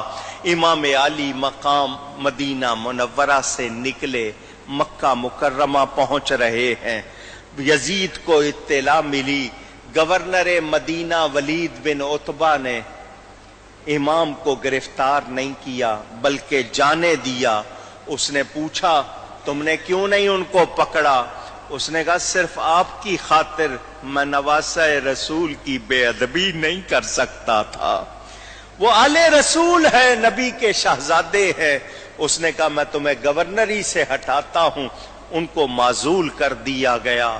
اس کی جگہ عمر بن سعید اشدق مدینے کا حکمران بنا دیا گیا۔ حاکم مکہ یزید بن یحییٰ تھے، ان کو بھی ہٹا دیا گیا۔ ان کی جگہ عمر بن سعید بن عاص کو گورنر بنا دیا گیا۔ امام مکہ پہنچے، مکہ والوں نے آگے بڑھ کر خوش دلی سے استقبال کیا۔ مرحبا سرور عالم کے پسر آئے ہیں، سیدہ فاطمہ کے لخت جگر آئے ہیں، نخل بستان نبوت کے ثمر آئے ہیں، جن سے روشن ہے جہاں وہ قمر آئے ہیں، واہ قسمت کے چراغ حرمین آئے ہیں، اے مسلمانوں مبارک کے حسین آئے ہیں۔ مکہ والوں کے لیے بڑی خوشبختی کہ امام آتے عمرہ کر کے چلے جاتے، اب ہمارے پاس رہنے آئے ہیں، وہ بڑے خوش ہوئے۔ جب امام مکہ پہنچے، حضرت علی کے زمانے میں دارالخلافہ کوفہ تھا عراق میں، ان کو پتہ چل گیا عراق والوں کو کہ امام پاک نے یزید کی بیعت نہیں کی، اس کو امیر تسلیم نہیں کیا، اور مکہ مکرمہ آ گئے۔ انہوں نے خط لکھے۔ اس زمانے میں یہ ٹیلی کمیونیکیشن کا جو آج کا نظام ہے یہ نہیں تھا، میں بتا چکا، اونٹ گھوڑوں پر سفر، پیدل سفر۔ خط آئے آپ کے پاس 1 2 3 4 5۔ ہمارے اہل سنت کی روایات کے مطابق 150 خط آیا۔ کتنا؟ اس زمانے میں 150 خط بھی کوئی معمولی بات نہیں۔ شیعہ کتابوں کے مطابق 12,000 خط آئے۔ ان کی کتابوں میں 12,000 لکھے ہیں۔ ان خطوں میں کیا لکھا ہوتا تھا ہمیں پتا چلا ہے کہ آپ نے یزید کی بیعت نہیں کی، اس کو امیر تسلیم نہیں کیا، وہ واقعی اس لائق نہیں، ہم آپ کو اپنا امیر اور امام سمجھتے ہیں، آپ کے ہاتھ پر بیعت کرنا چاہتے ہیں، آپ کی فرما برداری کرنا چاہتے ہیں، آپ مکہ نہ ٹھہریے، ہم آپ کے باپ کے بھی شیعہ، آپ کے بھائی کے بھی شیعہ، آپ مکہ نہ ٹھہریے، یہاں آ جائیے، ہم آپ پر جان بھی قربان کریں گے، مال بھی قربان کریں گے، آپ کی بیعت کریں گے۔ اس طرح کے خط آنے لگے۔ پھر خطوں کا مضمون بدلنے لگا۔ اگر آپ نے ہماری دعوت قبول نہیں کی، مجبوراً ہمیں یزید کی بیعت کرنی پڑے گی۔ کل قیامت کے دن اللہ نے اگر پوچھ لیا تو ہم کہہ دیں گے ہم نے نواسہ رسول کو دعوت دی تھی، انہوں نے ہماری دعوت قبول نہیں کی، مرتا کیا نہ کرتا، ہمیں یزید کی بیعت کرنی پڑی، پھر ہماری بیعت کا وبال بھی آپ پر ہوگا، آپ کو جواب دینا ہوگا۔ پھر وفد آنے لگے، لوگ گروپ بن کر آنے لگے، ڈیلیگیشن آئے، 4 کا گروپ، 10 کا گروپ، 15 کا گروپ، انہوں نے بھی آ کر قسمیں اٹھائیں، جان مال قربان کرنے کا یقین دلایا۔ امام علی مقام نے صحابہ کرام سے مشورہ کیا۔ کیا کیا؟ اونچی باتیں میری یاد رکھنا، بھول نہ جانا۔ مشورہ کیا، کیا کروں؟ میرے پاس یہ خطوط آئے، یہ وفود آئے، یہ صورتحال ہے۔ سب نے کہا کہ کوفہ نہ جائیے گا۔ کوفہ، اونچی بولیں، کوفہ والے بھروسے کے لائق ایک صحابی کا قول دکھا دو کہ اس نے یہ کہا ہو کہ آپ جو کھڑے ہونا چاہتے ہیں، یزید کے خلاف خروج کرنا چاہتے ہیں، یہ درست نہیں، آپ کو چاہیے چپ کر کے بیٹھیں یا اس کی بیعت کریں ورنہ خاموش رہیں۔ نہیں، کہا تو اتنا کہ کوفہ والے بھروسے کے لائق۔ آج یزید کے حامی کہتے ہیں صحابہ نے روکا، پھر بھی امام نہیں رکے، تو صحابہ نے کیوں روکا یہ بھی تو بتاؤ نا۔ صحابہ نے اس لیے نہیں روکا کہ امام کا نکلنا غلط ہے، انہوں نے اس لیے روکا کہ کوفہ والے بھروسے کے لائق۔ بات سمجھ میں آ گئی؟ امام نے اس کے لیے اتمام حجت، تاکہ کوئی اور اعتراض کی گنجائش نہ رہے، اپنے چچا زاد بھائی مسلم بن عقیل رضی اللہ تعالیٰ عنہ کو بلایا۔ تو میرے بھائی ہو، میرے قرابت دار رشتہ دار ہو، میں تم پر بہت زیادہ اعتماد کر سکتا ہوں، میرے نمائندہ بن کر کوفہ جاؤ اور وہاں جا کر بچشم خود اپنی آنکھوں سے دیکھو، تسلی کرو، اور پھر مجھے خط لکھنا یا آ کے بتانا تو میں بھی آ جاؤں گا۔ یہ اتمام حجت ہو رہا ہے تاکہ کوئی اعتراض نہ کر سکے۔ حضرت مسلم بن عقیل کو آپ نے خط لکھ کر دیا کوفہ والوں کے نام کے، کوفہ والوں، میں یہ تمام تفصیل پڑھنی ہو میرے والد صاحب کی کتاب شام کربلا، ایک ایک بات کا حوالہ، کون سی بات کس کتاب میں لکھی ہوئی ہے اس کے حوالے کے ساتھ، یہ اردو میں آپ کو اس موضوع پر اس سے بہترین کتاب نہیں ملے گی۔ میں اپنی طرف سے کچھ نہیں سنا رہا، وہ لوگ جو کہتے ہیں کمنٹری کر رہے ہیں، کتابوں سے باقاعدہ جمع کر کے ذمہ داری سے بات ہو رہی ہے۔ مسلم بن عقیل کو خط دیا کوفہ والوں کے نام کے، کوفہ والوں میں اپنے بھائی کو بھیج رہا ہوں، تمہارے لوگ میرے پاس آئے، تمہارے خط میرے پاس آئے، تم لوگ ایک فاسق فاجر ظالم کے خلاف میرا ساتھ دینا چاہتے ہو، اگر اپنے وعدے پر قائم ہو ان کی بیعت کرو، یہ تسلی کر کے اگر مجھے لکھ دیں گے تو میں بھی آ جاؤں گا۔ یہ امام کا خط، اس کا پورا متن موجود ہے، وہ لے کر چلے۔ جب جانے لگے، کچھ کتابوں میں ہے کہ ان کے 2 بیٹے بچے تھے چھوٹے چھوٹے، محمد اور ابراہیم ان کا نام، انہوں نے ضد کی کہ ہمیں ساتھ لے کر جائیں۔ کچھ کتابوں میں یہ ہے کہ انہوں نے ان کو بھی ساتھ لے لیا۔ یہ تحقیق اور جائزے کے لیے روانہ ہوئے، کوفہ پہنچے۔ وہاں پر مختار بن عبیدہ ثقفی بڑا مشہور شخص تھا، اہل بیت سے بھی محبت رکھتا تھا، کوفہ کے سرداروں میں سے ایک سردار تھا، اس کے ہاں گئے، اس نے آپ کو ویلکم کیا، مرحبا کہا۔ لوگوں کو پتا چل گیا کہ امام حسین نے اپنے بھائی کو بھیجا ہے، لوگ بیعت اور عقیدت اور محبت کا اظہار کرنے کے لیے، جیسے کہتے ہیں نا، ہجوم ہو گیا۔ کیا اظہار ارباب حقیقت نے مسرت کا، ہوا سامان گھر گھر خیر سے مسلم کی دعوت کا، بکثرت نزد مسلم لوگ آئے شادماں ہو کر، امام پاک کا یہ خط سناتے ترجمہ ہو کر، ترقی رات دن ہونے لگی اہل عقیدت کی، ہزاروں کوفیوں نے حضرت مسلم سے بیعت کی، موافق جب فضائے کوفہ مسلم کو نظر آئی،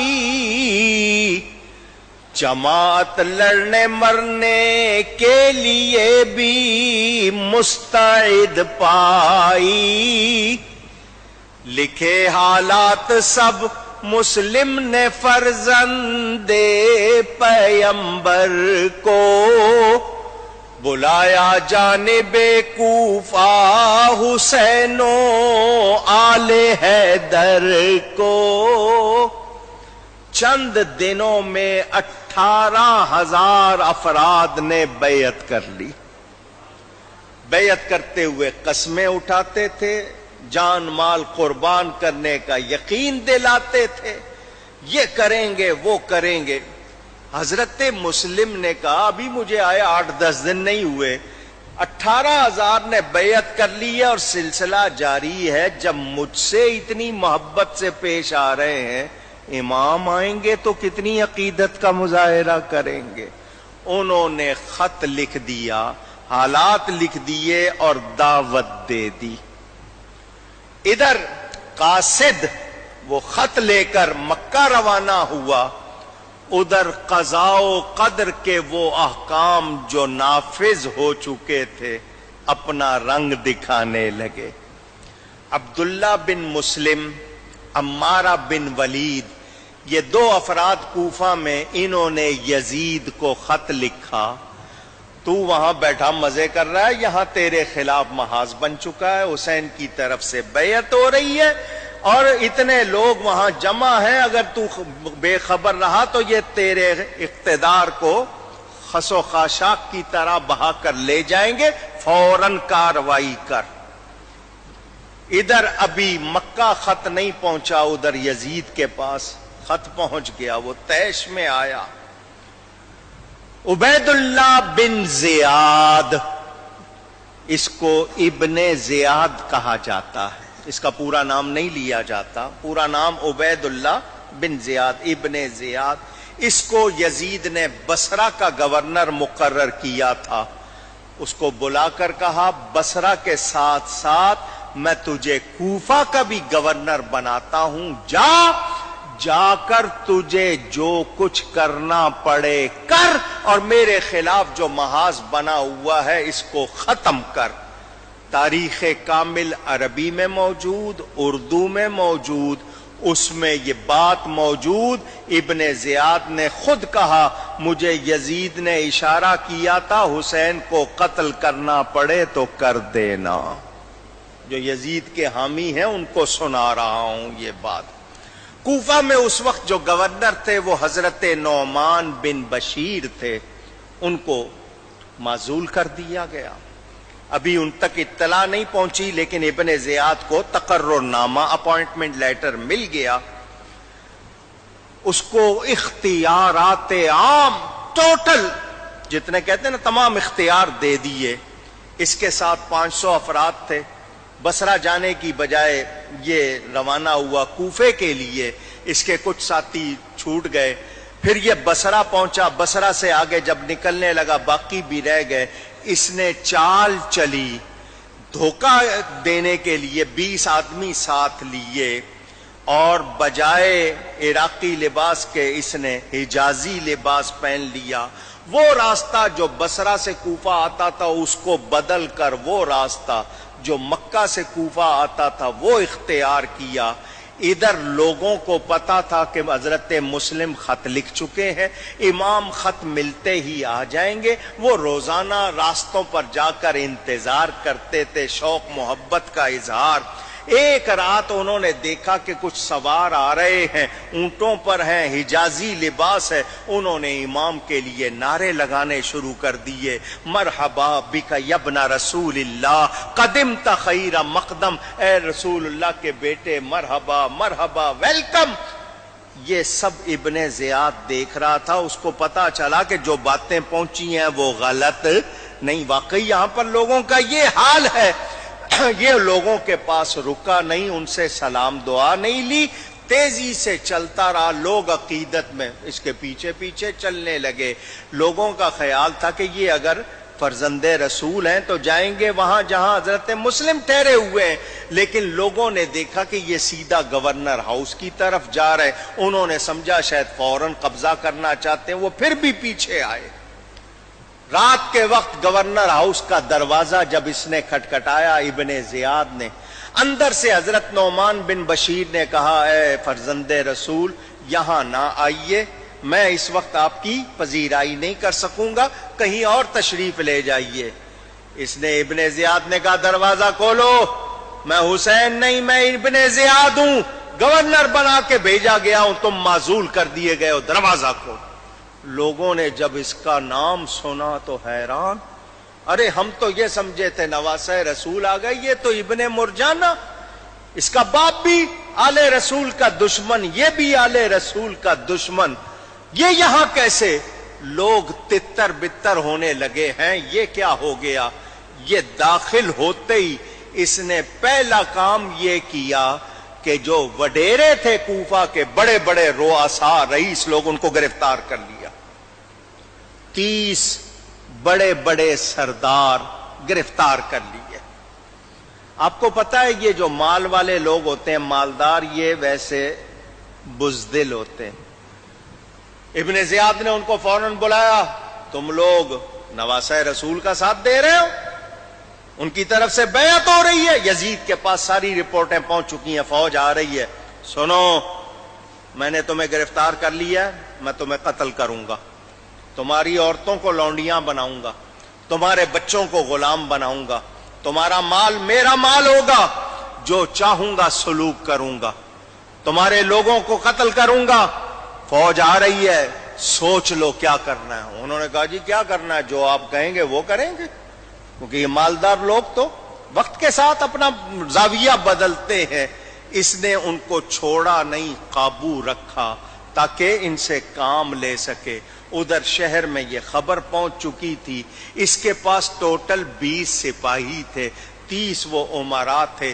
اس وقت بھی اگر کوفہ والے اس پر ہلہ بول دیتے یہ مقابلہ نہیں کر سکتا تھا، مگر ہونا وہی جو خدا کو منظور تھا۔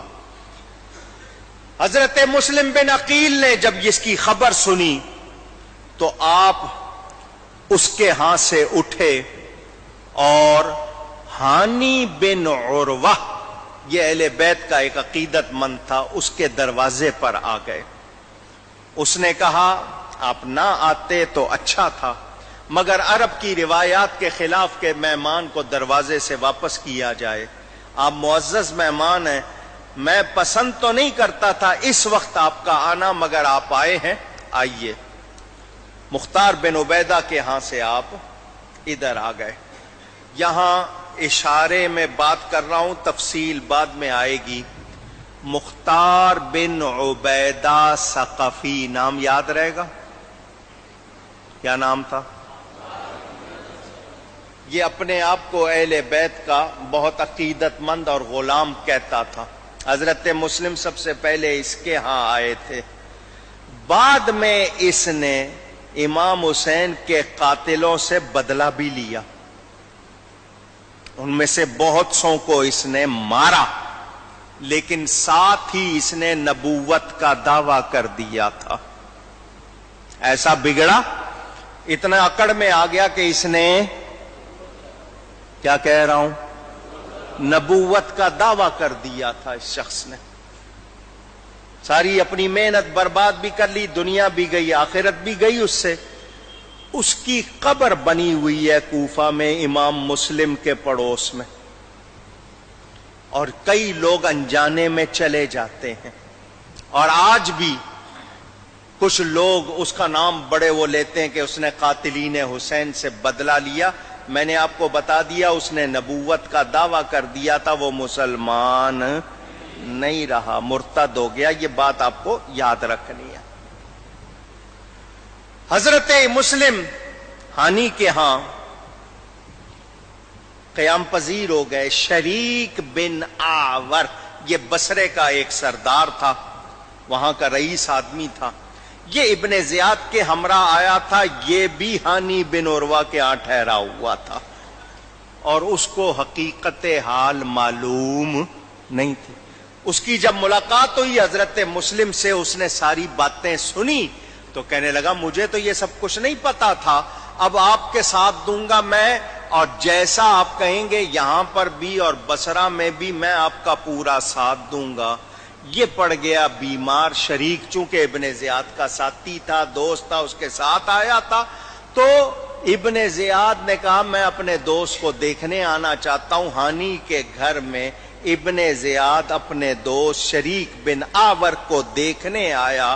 اس شریک نے اس وقت امام مسلم کو بلایا کہ وہ آئے گا، اس کے ساتھ زیادہ سے زیادہ ایک آدھا سپاہی ہوگا، گارڈ ہوگا، آپ اچانک اس پر وار کر دیجئے گا، اس کا کام تمام ہو جائے گا، پھر کوفہ بھی ہمارا اور بصرہ بھی ہمارا. آپ تلوار لے کر بیٹھ جائیے، جب وہ آئے گا میں کوئی نہ کوئی شعر پڑھوں گا تو آپ آئیے گا، اس پر وار کر دیجئے گا.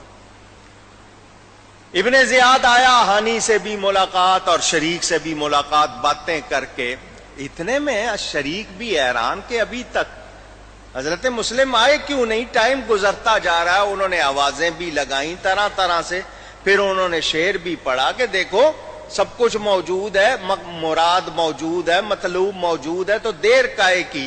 اس سپاہی کو شبہ ہو گیا، اس نے ابن زیاد کو پکڑا، نکلو یہاں سے. اس نے کہا یہ میرے دوست کا گھر ہے، میرے باپ کا دوست ہے ہانی، اس کا گھر ہے. اس نے کہا نہیں نکلو یہاں، تمہارے قتل کی سازش ہے. وہ چلے گئے. بعد میں شریک نے حضرت مسلم سے پوچھا آپ نے کیوں نہیں اس کو قتل کیا، کیوں نہیں نکلے؟ فرمایا دو وجہ سے. ایک تو یہ کہ میرے میزبان ہانی کو یہ پسند نہیں تھا، جس کے گھر میں ٹھہرا ہوا ہوں اس کو یہ بات پسند نہیں تھی کہ اس کے گھر میں اس طرح قتل ہو. اور دوسری بات یہ کہ ایمان والے کسی کو دھوکے سے قتل نہیں کرتے، وہ جان کا دشمن ہے، یہ اس حال میں بھی ایمان کے تقاضوں کو پورا کر رہے ہیں. اور کتابوں میں یہ بھی لکھا کہ آپ اٹھ کر نکلنے لگے تو آواز آئی اے مسلم نہ نکلو، یہاں تک کہ کتاب کا لکھا ہوا اپنے پورے کو پہنچ جائے، انجام کو پہنچ جائے. امام مسلم وہاں تھے.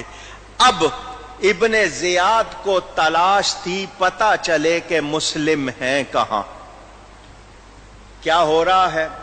اس نے اسپائی جس کو آپ جاسوس کہتے ہیں، ایک شخص کو بلایا، اس کو سکھایا، ویسے بھی وہ جاسوس تربیت یافتہ ہوتے ہیں، اس کو پیسے دیے، تلوار دی کہ جاؤ معلومات کرو اور آ کر ہمیں رپورٹ دو. میں پہلے آپ کو بتا چکا ہوں دین والوں کے بارے میں جاننا ہو تو مسجدیں سب سے بہترین جگہ. یہ کوفہ کی مسجد میں آ گیا، صبح سے آیا، ہر ایک کو آتے جاتے دیکھتا رہا. عشاء کے بعد ایک بزرگ تھے حضرت مسلم بن عوسجہ الاسدی، بوڑھے ہو چکے تھے اور دیر تک پڑھتے رہتے تھے. یہ ان کے پاس آ گیا، تلوار دکھائی، پیسے دکھائے. میں بڑی دور سے آیا ہوں، مجھے پتا چلا ہے کہ نواسہ رسول کے نمائندے حضرت مسلم یہاں آئے ہوئے ہیں. میں یہ پیسے بھی لایا ہوں، ہتھیار بھی لایا ہوں، ان کو دینا چاہتا ہوں، ان سے ملنا چاہتا ہوں، ان کے ہاتھ پر بیعت کرنا چاہتا ہوں. کوئی مجھے ان کا پتہ نہیں بتا رہا. انہوں نے کہا تو میرے پاس کیوں آیا، مسجد میں تو اور لوگ بھی تھے. تو اس نے مکھن لگا کے نا چکنی چپڑی باتیں کہ آپ کے چہرے کا نور بتا رہا ہے کہ آپ اہل بیت کے ملنے والے ہیں. مجھے ہر ایک پر یقین بھی نہیں تھا، تو اس طرح کی چکنی چپڑی باتیں کر کے اس نے ان کو کسی طرح راضی کر لیا. وہ اس کو ساتھ لے کر ہانی کے گھر آئے اور امام مسلم سے ملوا دیا. جس نے فوراً پیسے بھی پیش کیے، تلوار بھی پیش کی، اپنے آپ کو بھی پیش کیا، روز صبح آتا اور سب سے آخر میں جاتا۔ اس کا نام تھا معقل۔ پوری رپورٹ رات کو جا کر ابن زیاد کو پہنچاتا تھا۔ ابن زیاد کو جب پتا چلا، حضرت مسلم نے جو پیسے اس نے دیے تھے وہ ابو سمامہ ساعدی کو دیے کہ ہتھیار لے لو، اب اس کے پاس یہ بھی ثبوت کے ہتھیار خریدے جا رہے۔ ہانی کو ابن زیاد نے گورنر ہاؤس بلایا، جب اس کو پتا چلا کہ مسلم ان کے ہاں ٹھہرے ہوئے، بلایا۔ وہ چلے گئے، جا کر ابن زیاد کو سلام کیا تو ابن زیاد نے جواب نہیں دیا۔ ان کو بڑی حیرت ہوئی، ابھی میرے گھر آیا تھا اور کہہ رہا تھا کہ میرے باپ کا دوست اور یہ اور وہ، اور اب سلام تک نہیں۔ حضرت ہانی کو لگا کہ کچھ گڑبڑ ہے۔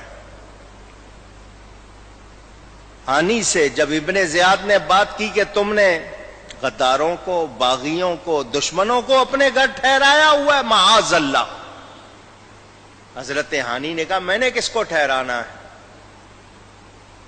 کون ہے ایسا؟ اس نے کہا تمہارے گھر میں ہمارے خلاف ہتھیار خریدے جا رہے ہیں، بیعتیں ہو رہی ہیں، اسلحہ جمع ہو رہا ہے۔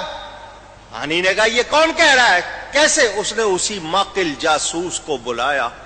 جب وہ سامنے آیا تو ہانی اس کو دیکھ کر حیران کہ یہ تو ہاتھ پاؤں چومتا ہے، وہاں کتنی عقیدت کا اظہار کرتا ہے، اور ہے کیا؟ اب وہ کچھ کہہ نہیں سکتے تھے۔ ابن زیاد نے ہانی سے کہا کہ تم نے باغیوں کا ساتھ دیا ہے، دشمنوں کا ساتھ دیا، اب تمہارا خون ہم پر حلال۔ ان سے تو میں ہوئی، ان کو مارا گیا، باہر افواہ اڑ گئی کہ ہانی کو قتل کر دیا گیا۔ ہانی با اثر آدمی تھے، کوفہ کے مشہور آدمی تھے، ان کا قبیلہ جمع ہو گیا، وہاں پر ایک ہجوم ہو گیا۔ ابن زیاد ڈر گیا کہ یہ بات بگڑ سکتی ہے۔ قاضی شریح ان کو اندر بلایا گیا، ہانی سے ملوا دیا گیا۔ ہانی نے کہا میرے قبیلے کو کہہ دو یہ حال ہے۔ وہ ابن زیاد نے تاکید کر دی یہ صرف باہر جا کر اتنا بتائیں کہ ہانی ٹھیک ہے، ان کو قتل نہیں کیا گیا، اور کچھ بولنے نہ پائیں، کیونکہ اس کو پتا تھا بولیں گے تو معاملہ شروع ہو جائے گا۔ قاضی شریح بولنا چاہتے تھے مگر سپاہیوں کی وجہ سے نہیں بول سکے۔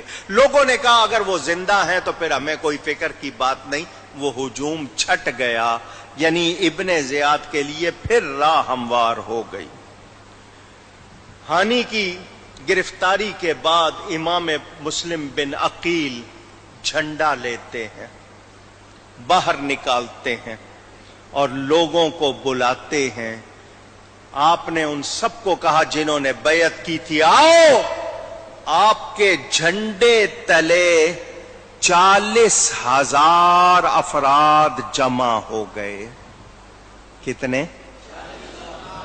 جو بیعت کر چکے، قسمیں اٹھا چکے، جان مال قربان کرنے کا یقین دلا چکے، وہ سب جمع ہو گئے۔ آپ نے گورنر ہاؤس کا گھیراؤ کر لیا۔ 1 منٹ کی بات تھی، صرف 1 منٹ کی، حکم دینا تھا، اللہ بول دو، اینٹ سے اینٹ بجا دی جاتی۔ اندر صرف 50 افراد، 20 سپاہی اور 30 وہ امیر لوگ تھے، اور کوئی نہیں تھا۔ ابن زیاد نے اس 1 منٹ سے فائدہ اٹھا لیا۔ حضرت مسلم ابھی مشورہ کر رہے تھے، اس نے فیصلہ کر لیا، اس نے امیروں کو بلایا، وہ 30 افراد، دیکھو مسلم کے ساتھ اس وقت جو لوگ کھڑے ان میں کوئی تمہارا بیٹا، کوئی بھائی، کوئی بھتیجا، کو بھانجا، کو خالہ زاد، کو پھوپھی زاد، کوئی غلام۔ فوج یزید کے پاس، دولت یزید کے پاس، حکومت یزید کے پاس، طاقت یزید کے پاس، وہ فوجیں آ رہی ہیں، اور میں تمہیں بتا چکا ہوں میں تمہارے ساتھ کیا کروں گا۔ ان لوگوں کو کہو مسلم کا ساتھ چھوڑ دیں، ورنہ میں نے حکم دینا ہے اور کارروائی شروع ہو جانی ہے۔ وہ ڈر گئے، وہ پہلے ہی ڈرے ہوئے تھے۔ وہ اوپر آئے، چھت پر آ کر انہوں نے لوگوں کو بلایا، 2 ادھر سے، 4 ادھر سے، 6 ادھر سے آئے، باتیں ہونے لگیں۔ جب انہوں نے کہا اور یہ بتایا کہ تو ساتھ چھوڑ دو، لوگ ٹوٹنے لگ گئے۔ 10 ادھر سے جا رہے، 20 ادھر سے جا رہے، 40 ادھر سے جا رہے۔ 40,000 میں سے 500 رہ گئے۔ کتنے؟ اونچی 500. جمع تھے 40,000، 500 رہ گئے. آپ نے سوچا ان 500 کا بھی کیا بھروسہ. فرمایا چلو مسجد چلتے ہیں. آپ نے اپنے بیٹوں کو قاضی شریح کے پاس بھجوا دیا. وہ حضرت علی کے زمانے میں جج تھے، ان کے گھر بھجوا دیا. ان لوگوں کو لے کر مسجد میں آئے. آپ امام بن گئے، پیچھے یہ 500 کھڑے ہو گئے. نماز پڑھا کے آپ نے سلام پھیرا تو پیچھے ایک بھی نہیں تھا. سب نماز توڑ کے اونچی بیعتیں کرنے والے، قسمیں اٹھانے والے، جان مال قربان کرنے کا یقین دلانے والے بھاگ گئے. امام حیران. سب سے زیادہ پریشانی تھی آپ کو تو اس بات کی کہ میں امام کو خط لکھ چکا ہوں. وہ میرا خط پڑھ کر رکیں گے نہیں. جب انہوں نے میرے ساتھ یہ کیا ہے ان کے ساتھ کیا کریں گے. امام باہر نکلے. جس مرید عقیدت مند کے دروازے پر جاتے ہیں، دروازہ کھٹکھٹاتے ہیں، دروازہ بند. بچے کہتے ہیں بابا باہر امام مسلم. ماں باپ کہتے ہیں چپ کر جاؤ. اللہ اللہ یہ مسلم تھے وہ پیارے مہمان، کس قدر جن کو تمناؤں سے بلوایا یہاں، جن سے کی بیعتیں کتنے کیے عہد و پیمان. آج وہ تنہا ہے رخصت ہوئے ہم درد کہاں. آئے جاتی ہی رہی شرم و حیا کوفے کی، آئے رخصت ہوئی بالکل ہی وفا کوفے کی. آج کوفہ کے مقفل ہوئے سب دروازے، آج کوفہ کے مکانات بھی سب بند ہوئے. آج روپوش ہے مسلم کو بلانے والے، آج سب چھپ گئے کوفہ کے گھرانے والے. ایک ہی شب میں ہوئی ساری محبت کافور، آزمائش جو ہوئی ہو گئی الفت سب دور.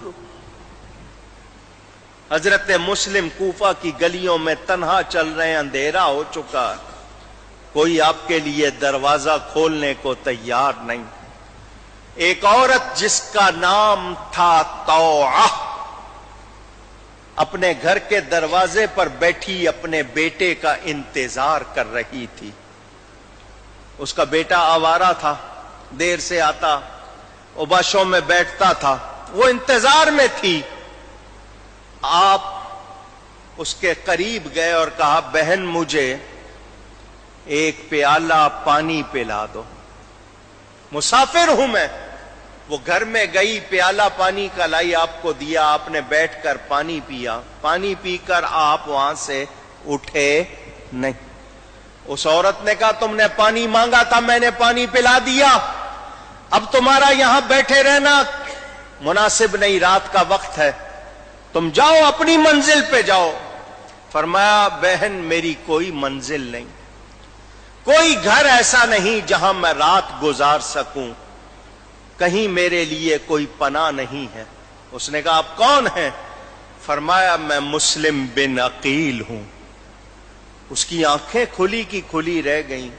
مجھ جیسے کہاں یہ تاب رکھتے تھے کہ آپ کا دیدار بھی کر سکیں، اور آپ اتنی بڑی شخصیت اور میرے دروازے پر اس طرح. میں نے تو سنا تھا کہ آپ نے 40,000 کے ساتھ گورنر ہاؤس کا محاصرہ کیا ہوا ہے، اور اب میں دیکھ رہی ہوں کہ آپ تنہا اس طرح. فرمایا کوفے والوں نے بے وفائی کی، سب ساتھ چھوڑ گئے ہیں، اور اب مجھے کوئی رات رکنے کے لیے بھی جگہ نہیں دے رہا. اس نے کہا ہمارے بھاگ کے آپ ہمارے دروازے پر آئے، اس قابل تو نہیں ہے مگر یہ گھر موجود، اس نے ایک نئی چادر بچھائی، آپ کو بٹھا دیا۔ ادھر ابن زیاد نے اعلان کروایا جو مسلم کو زندہ گرفتار کروائے گا ان کا پتہ دے گا، اس کو انعام دیا جائے گا، جوڑا ملے گا، گھوڑا ملے گا، عہدہ ملے گا، یہ ملے گا۔ وہ اس کا لڑکا اسی چکر میں گھومتے گھومتے رات کو آیا، ماں کے پاس آیا، ماں نے کھانا دیا، اس نے دیکھا ماں بار بار ایک کمرے کی طرف جاتی، اس نے کہا کون ہے اندر؟ ماں نے بتایا بیٹا ہمارے نصیب حضرت امام مسلم ہمارے گھر میں، اس نے بات سنائی۔ وہ کہنے لگا آہا میں ان کو جگہ جگہ تلاش کر رہا ہوں، یہ ہمارے اپنے گھر میں۔ اور ماں نے سمجھایا بیٹا ادب کر، ادب سے بات کر۔ اس نے کہا تجھے کیا پتا۔ وہ ماں کے سونے کا انتظار کرنے لگا، ماں کی آنکھ لگی، یہ چپکے سے رات کو دوبارہ نکل گیا۔ محمد بن اشعث، تاریخ سے دلچسپی رکھنے والوں کو بتا رہا ہوں، یہ ایک نام ہے، اس کا بیٹا عبد الرحمن اس لڑکے کا دوست تھا۔ یہ اشعث خاندان کے بارے میں جو روایات اور تفصیل کتابوں میں ہے وہ یہ بتاتی ہے کہ یہ دشمن رسول خاندان ہے۔ کلمہ تو پڑھتے تھے مگر ان کے دل میں نبی کی محبت نہیں تھی، تعظیم نہیں تھی۔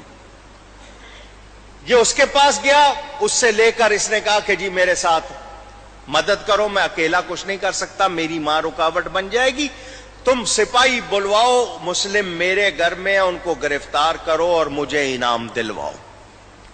ابھی صبح نہیں ہوئی 80 افراد نے اس عورت کے گھر کا محاصرہ کر لیا، گھیرا ڈال دیا، اور ابھی صبح نہیں ہوئی تو تیر چلانے شروع کر دیے۔ جب تیر اس کے گھر میں آ کے گرے وہ بھی پریشان، حضرت مسلم اٹھے نکلے، کیا ہوا؟ باہر دیکھا تو یہ لوگ تیر کمان لیے، تلوار نیزے لیے وہ موجود۔ کیا بات ہے، کیوں آئے ہو؟ ان کا جی آپ کو گرفتار کرنے آئے ہیں۔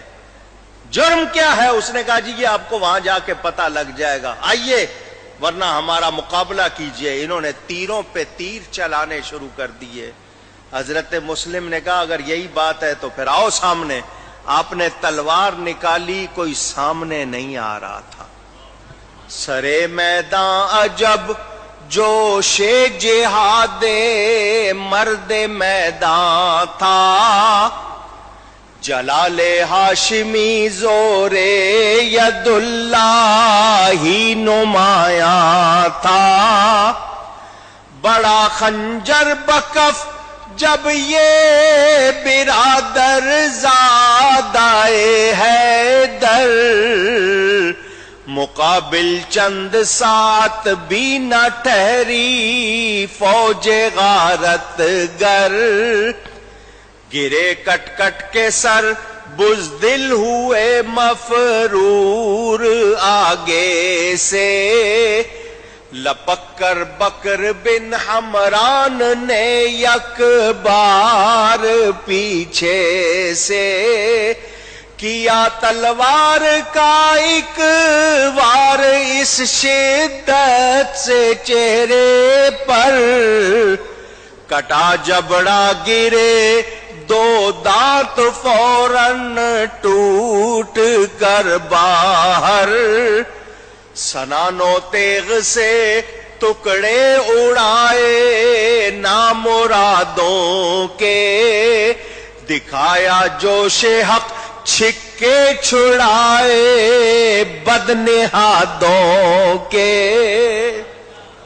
ایک شخص نے وار کیا آپ کے چہرے پر، اس سے آپ کا جبڑا کٹ گیا، آپ کے گرد یہ لوگ آ گئے، وہی ابن اشعث، وہ آیا کہنے لگا جی میں آپ کو امان دیتا ہوں، اپنی تلوار مجھے دے دیں۔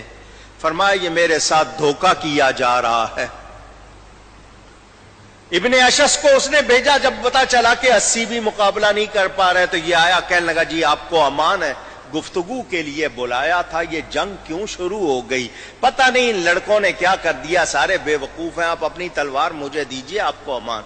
ان سے تلوار لے لی، فرمایا یہ میرے ساتھ دھوکہ کیا جا رہا ہے۔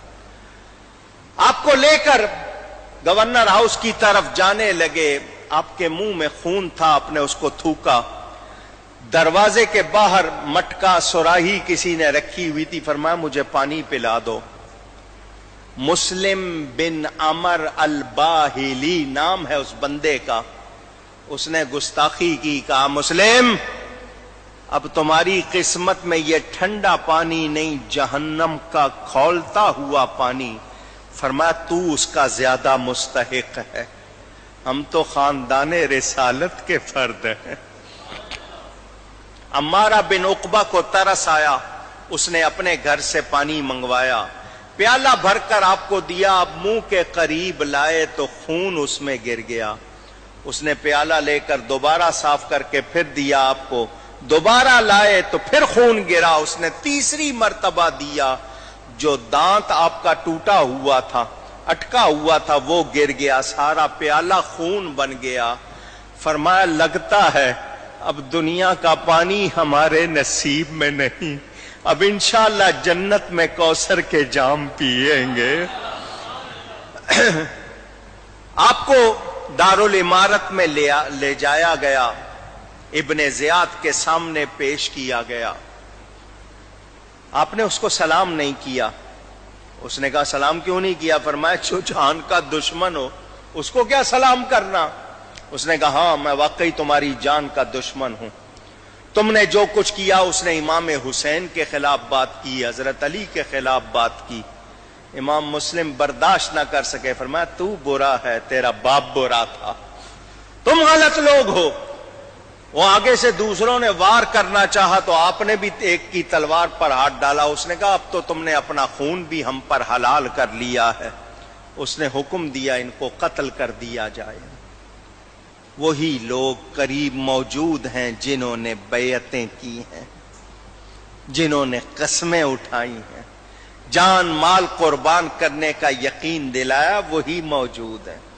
آپ نے فرمایا کوفے والوں میں 3 وصیتیں کرنا چاہتا ہوں، مجھے جب قتل کر دیا جائے تو میرا گھوڑا بیچ کر 700 درہم مجھ پر قرضہ ہے، میرے ہتھیار میرا گھوڑا بیچ کر میرا قرضہ ادا کر دیا جائے، کیونکہ قرض شہید کو بھی معاف نہیں ہوتا۔ میرے جسم کو، میرے مقدس ناشے کو کسی جگہ، مناسب جگہ دفن کر دیا جائے۔ اور تیسری وصیت کرتے ہوئے آپ رو پڑے، فرمایا کوفے والوں ہو سکے تو فرزند رسول حسین کو پیغام دے دو وہ کوفے نہ آئے۔ پھوٹ پھوٹ کر آپ رو پڑے۔ ابن زیاد نے کہا روتے ہو؟ حکومت وقت سے ٹکر لی ہے اور روتے ہو؟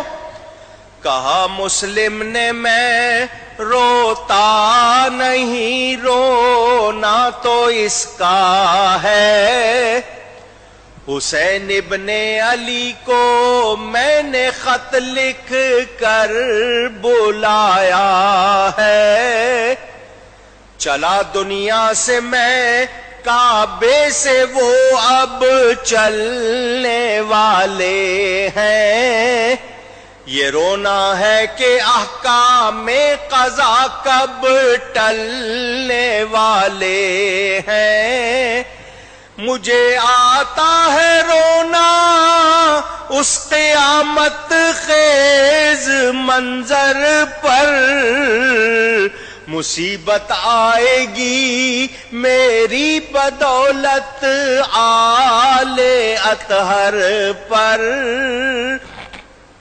آپ کو چھت پر لے جایا گیا، آپ نے فرمایا مجھے 2 رکعت نماز پڑھ لینے دو، انہوں نے اس کی بھی اجازت نہیں دی۔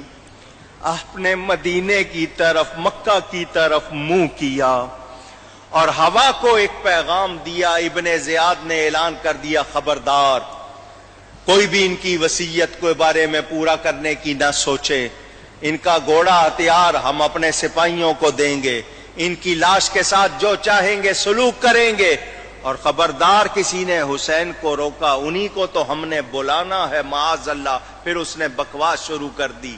یہ روتے ہوئے چھت پر چلے گئے ہیں، نماز کی بھی اجازت نہیں ملی ہے، تو اب ہوا کو پیغام دے رہے ہیں، اے صبا برائے خدا تعالی بسوئے کعبہ ذرا گزر کر، فرزند نبی حسین ہیں وہاں، تو ان کو تلاش در بدر کر، ان کو میرا سلام پہنچا کر، پھر بیاں حال سر بسر کر، جفائیں اہل کوفہ کی بتانا اور میرے قتل کی خبر کر، ظالموں بے وفا ہے یہ کوفی، ان کی باتیں نہ سن حذر کر، اور کہہ دے کہ اے جفا رسیدہ از بہر خدا نہ رخ ادھر کر، مسلم نے تو تجھ پہ جاں فدا کی، تو کعبے میں بعافیت بسر کر۔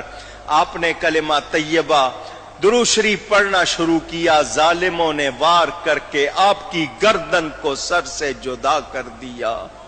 انا للہ وَإِنَّا إِلَيْهِ راجعون۔ کس شہر میں قتل کیا جا رہا ہے جہاں کچھ گھنٹے پہلے 40,000 آپ کے ساتھ؟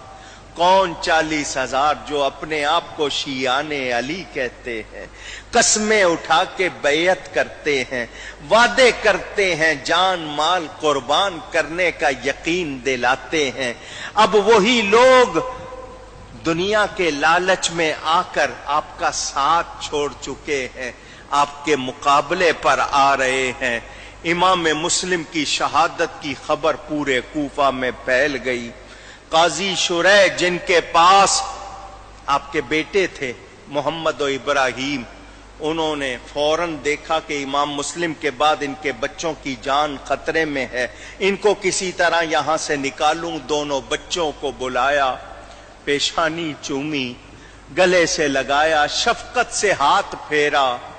وہ کہنے لگے، چچا جان جب سے ہم آئے ہیں آپ نے اس طرح ہمارے ساتھ نہیں کیا، اب آپ ہم پر شفقت کا ہاتھ اس طرح پھیر رہے ہیں، بتائیے بات کیا ہے؟ کہیں ہم یتیم تو نہیں ہو گئے؟ قاضی شریح رونے لگ گئے، فرمایا تمہارے باپ کو قتل کر دیا گیا ہے، مجھے تمہاری جان کا خطرہ ہے۔ انہوں نے اپنے بیٹے قاضی اسد کو بلایا، ادھر ابن زیاد کو بتایا گیا کہ مسلم کے ساتھ ان کے 2 بیٹے بھی تھے، اس نے اعلان کر دیا جو پکڑوائے خبر دے اس کو انعام دیا جائے گا۔ قاضی اسد کو قاضی شریح نے بلا کے کہا، مجھے پتا چلا ہے باب العراقین سے آج ایک قافلہ مدینہ جانا تھا، وہ شاید ابھی نہ گیا ہو، ان بچوں کو لے جاؤ، کسی نیک آدمی کے حوالے کر دینا، اس کے ساتھ یہ مدینہ پہنچ جائیں گے۔ اس نے ساتھ لیا، بچوں کو لے کر چلا۔ جب باب العراقین پہنچے قافلہ جا چکا تھا، بستی سے باہر نکلے تو دور دھول اڑ رہی تھی۔ قاضی اسد نے کہا مجھے لوگ پہچانتے ہیں، میرے ساتھ تم رہو گے تمہاری شناخت ہو جائے گی، وہ سامنے قافلہ زیادہ دور نہیں، تم چلتے جاؤ گے ان کے ساتھ مل جانا، میں اگر ساتھ رہا تو تمہاری جان کو زیادہ خطرہ۔ وہ چھوڑ کر چلا آیا۔ نازوں کے پالے ہوئے یہ بچے کبھی اس طرح چلے نہیں تھے، ریت میں چھالے پڑ رہے ہیں، باپ کے جدائی کا صدمہ رلا رہا ہے، کبھی گلے مل کے روتے ہیں، کبھی پھر چل پڑتے ہیں۔ راستے میں چیف پولیس آفیسر آ رہا تھا، اس کو یہ بچے نظر آئے، اس نے دونوں کو پکڑ لیا۔ داروغہ جیل سپرنٹینڈنٹ جیل مشکور نام تھا، اس کے آ کے حوالے کیے، ابن زیاد کو اطلاع کر دی گئی تھی، داروغہ جیل کو دیا گیا کہ ان بچوں کو سنبھال کے رکھو، یزید کو پیغام بھیجتے ہیں، وہ جو کہے گا اس کے مطابق کریں گے۔ مشکور ان دونوں بچوں کو لے کے جیل نہیں گیا، اپنے گھر چلا گیا۔ وہاں جا کر اس نے بچوں کے خدمت کی، کھانا کھلایا، ان کے پاؤں دھوئے اور کہا تم نبی کے گھرانے کے ہو، میں تمہیں جیل میں نہیں رکھ سکتا، مجھے پتا ہے تمہیں رہا کر کے مجھ پر کیا بیتے گی، مگر میں وہ سہ لوں گا۔ اپنی انگوٹھی اس نے نشانی کے طور پر دی۔ اس قادسیہ کے راستے پر ڈال دیا. یہاں چلتے جانا، کچھ دور کے بعد قادسیہ آئے گا، وہاں میرا بھائی ہے، اس کو یہ انگوٹھی دکھانا، وہ پہچان لے گا، اسے کہنا تمہیں کسی طرح مدینہ پہنچا دے. بچوں کو روانہ کر کے مشکور واپس آ گیا. اس نے بچوں کو قید نہیں کیا. میرے دوستوں اور بزرگوں، یہ بچے رات کے وقت، کبھی انہوں نے تنہا بستی میں سفر نہیں کیا تھا تو جنگل میں کہاں سے کرتے. وہی حال، چھالے پڑ رہے ہیں، رو رہے ہیں، چلتے ہیں پھر بیٹھ جاتے ہیں. چلتے چلتے جب صبح ہونے لگی، انہوں نے دیکھا قریب کوئی بستی ہے. باہر ایک کنواں تھا، کنویں کے پاس ایک بہت پھیلا ہوا درخت جس کی جڑ خالی تھی. یہ اس کے قریب چھپ گئے. ادھر راستہ بھی کہتے ہیں، جس راستے پہ جانا تھا اس راستے پر نہیں رہے تھے، بھول گئے تھے، درخت کی آڑ میں تھے. ایک لونڈی پانی بھرنے آئی. اس نے دیکھا اتنے خوبصورت بچے، اتنے پیارے بچے، یہ تو کوئی شہزادے معلوم ہوتے ہیں، ان کا حسن و جمال بتا رہا ہے، یہ کوئی عام بچے نہیں ہیں. وہ ان کے قریب آئی. کون ہو تم لوگ؟ انہوں نے بتایا. اس نے کہا بہت اچھی بات ہے، میں جس مالکہ کی لونڈی ہوں وہ تمہاری بہت محبت رکھتی ہے، اہل بیت سے بہت محبت رکھتی ہے، بہت خوش ہوگی. وہ ساتھ لے کر ان کو جب مالکن کے پاس آئی اور بتایا، اس نے خوش ہو کر اس لونڈی کو آزاد کر دیا. تو کتنے اچھے مہمان لے کر آئی ہے میرے گھر میں، اس خوشی میں میں تجھ کو آزاد. اس نے بچوں کی خدمت کی. شاعر ترجمانی کرتا ہے، گھر میں حارث کے جو وہ یوسف زندہ آئے، موت بولی کے سفر سے میرے مہمان آئے. زن حارث نے یتیموں کے قدم چوم لیے، پیر دیکھے جو پھٹے سوزن مژگاں سے سیے. شاعر اپنی محبت کا اظہار کر رہا ہے. مژگاں، یہ کیا کہتے ہو اردو میں ان کو آپ؟ بھویں. آپ کی یہ جو بھویں ہیں، وہ کہتا ہے اس عورت نے بچوں کے پھٹے ہوئے پاؤں سوئی سے نہیں بلکہ ان بھووں سے سیے. سوزن سوئی کو کہتے ہیں، مژگاں ان کو، یعنی لوہے کی سوئی نہیں، یہ محبت کا اظہار. پانی بھی گرم کیا پاؤں دھلانے کے لیے، اور بچھا دیا فرش بھی ان کو سلانے کے لیے. نہر پر صبح بڑی دھوم سے مہمانی ہے، حلق ہے تیغ ہے جلاد ہے قربانی ہے. وہ بڑی خوش کہ میرے گھر آئے ہیں. سارا دن وہ ان کی خدمت کرتی رہی. اس کا جو شوہر تھا اس کا نام تھا حارث بن عروہ. اس نے وہاں ابن زیاد کا اعلان سن لیا تھا کہ بچوں کی جو خبر لائے پکڑوائے اس کو انعام ملے گا. تو یہ بچوں کو ڈھونڈنے میں لگا ہوا. اتنا اس نے گھوڑا دوڑایا کہ اس کا گھوڑا مر گیا. یہ رات کے وقت گھر آیا تھکا ہوا. بیوی نے اس کو کھانا کھلا دیا، یہ لیٹ گیا. بچے ایک کمرے میں تھے جس کمرے میں ٹھہرایا ہوا تھا. اچانک رات کو ان کے رونے کی آواز آئی. یہ سویا ہوا تھا، آواز سن کے اٹھ گیا. کون ہے؟ ہمارے گھر میں تو کوئی بچہ نہیں ہے، یہ کون رو رہے ہیں؟ اس نے کہا تو آرام کر، تھکا ہوا آیا، صبح دیکھی جائے گی. اس نے کہا نہیں ابھی بتاؤ. عورت ڈر گئی. میں نے بچوں کو چھپایا تھا، صبح میں نے روانہ کرنا تھا، اب کیا مصیبت کرے گا. اس نے جب جا کے دیکھا دونوں بچے گلے مل کے رو رہے تھے. کون ہو تم لوگ؟ بچوں کو تو یہ پتا تھا کہ یہ ہمارے محبوں کا گھر ہے، چاہنے والوں کا گھر ہے. انہوں نے بتایا. کہنے لگا آہا میں سارا دن تمہیں پوری بستیوں میں، شہر میں، جنگلوں میں ڈھونڈتا رہا ہوں، تم میرے گھر میں؟ یہ تو بہت اچھی بات ہے، صبح پہلی فرصت میں میں تمہیں گرفتار کرواؤں گا اور انعام لوں گا۔ بچے ڈر گئے۔ ادھر اس عورت نے کہا تجھے ان بچوں سے کیا انعام لینا؟ سوچ، یہ چھوٹے چھوٹے بچے ہیں، ان کو پکڑوانے کی نہ سوچ، میں ان کو مدینہ بھجوا رہی ہوں، تو رہنے دے۔ اس نے کہا تجھے کیا پتا، تو کیا جانے؟ اس کو ڈر تھا یہ کہیں بھگا نہ دے، اس نے باہر سے کنڈی لگا دی، تالا لگا دیا۔ صبح ہو رہی ہے، ساری رات یہ منظر، اس نے اس عورت کو بھی، اپنی عورت کو بھی اندر بند کر دیا۔ اس عورت نے بچوں سے پوچھا تم لوگ سو رہے تھے، روئے کیوں؟ وہ آیا تھا، سویا ہوا تھا، صبح اٹھ کے چلا جاتا، میں تمہیں بھجوا دیتی، تم روئے کیوں؟ بڑے نے کہا میں سو رہا تھا، میں نے خواب دیکھا ہمارے جد اعلی رسول اللہ صلی اللہ علیہ وسلم جنت میں ٹہل رہے تھے، بابا علی بھی ان کے پاس تھے، اماں فاطمہ زہرا بھی ان کے پاس تھی۔ اچانک ایک طرف سے ہمارے بابا آ گئے، مسلم بن عقیل۔ حضور نے ان سے فرمایا مسلم اکیلے آئے ہو، بچوں کو کہاں چھوڑ آئے ہو؟ تو ہمارے بابا نے کہا وہ میرے پیچھے پیچھے آ رہے ہیں۔ میں یہ خواب دیکھ کے اٹھ بیٹھا، بھائی کو اٹھایا کہ اب ہمارے بھی جانے کا وقت ہے۔ ہم نے گلے مل کے رونا شروع کر دیا۔ اس نے کہا دیکھو صبح ہوتی ہے، میں تمہیں بچانے کی کوشش کروں گی۔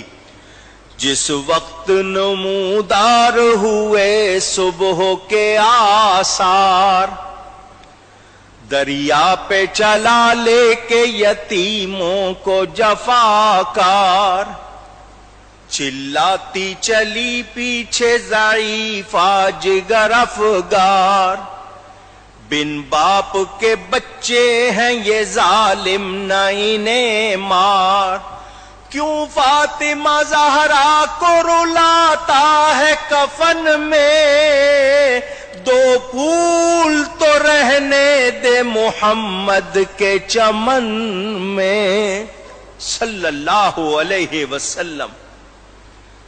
اس نے دروازہ کھولا، عورت کو کہا لاؤ بچوں کو ساتھ لاؤ، باندھو میرے ساتھ، میں ان کو لے کے جاؤں گا۔ اس نے منت کی، زاری کی۔ اس نے کہا نہیں، مجھے انعام چاہیے، دربار میں جگہ چاہیے۔ اس کا رضائی بیٹا جس نے اس کی بیوی کا دودھ پیا ہوا تھا، خانہ زاد غلام، وہ بھی آیا، اس کو کہنے لگا چل میرے ساتھ، ان بچوں کو لے کے چل۔ جب اس نے دیکھا عورت رکاوٹ بن رہی ہے، ہو سکتا ہے یہ شور مچائے، لوگ میرے پیچھے آ جائیں، اس نے اپنے خانہ زاد غلام رضائی بیٹے کو کہا مناسب یہ کہ ان دونوں بچوں کو قتل کر دیا جائے تاکہ کوئی رکاوٹ نہ بنے۔ غلام نے کہا میں ہرگز ان کو قتل نہیں کروں گا۔ اس نے کہا کیوں؟ تجھے میرا حکم ماننا چاہیے جب میں کہہ رہا ہوں۔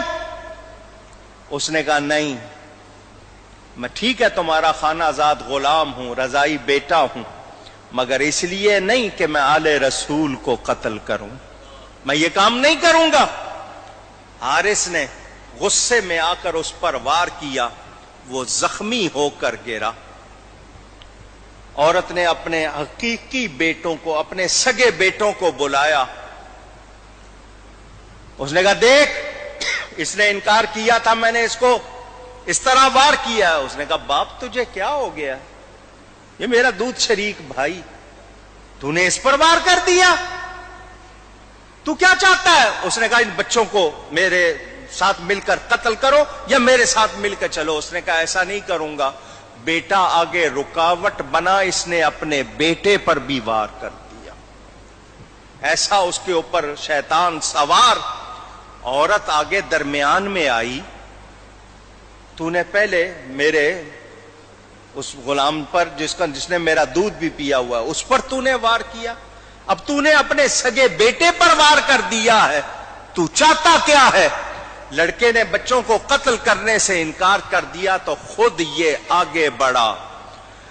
جب سامنے بچوں کے آیا وہ ستمگار، اور دیکھی یتیموں نے چمکتی ہوئی تلوار، دل ہل گئے ہٹ ہٹ کے یہ کی دونوں نے گفتار، کر رحم کے معصوم ہیں ہم بے کس و لاچار، مظلوم ہے حامی کوئی مشکل میں نہیں ہے، ظالم نے کہا رحم میرے دل میں نہیں ہے۔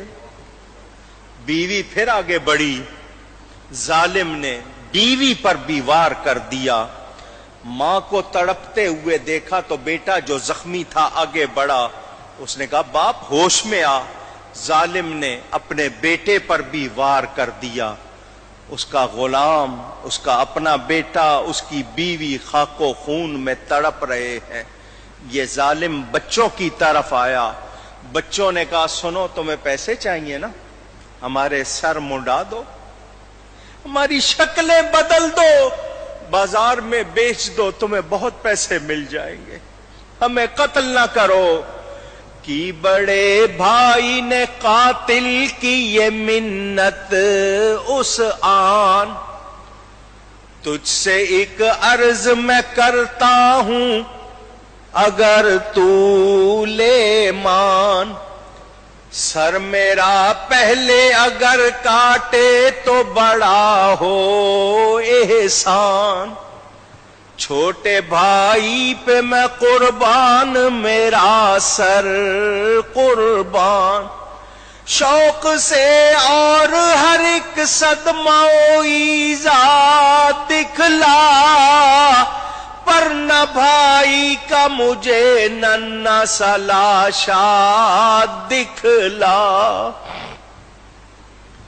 ظالم نے ان کی بات نہیں سنی، تلوار لیے ہوئے آگے بڑھا، ناگاہ چلی ظلم کی تلوار بڑے پر،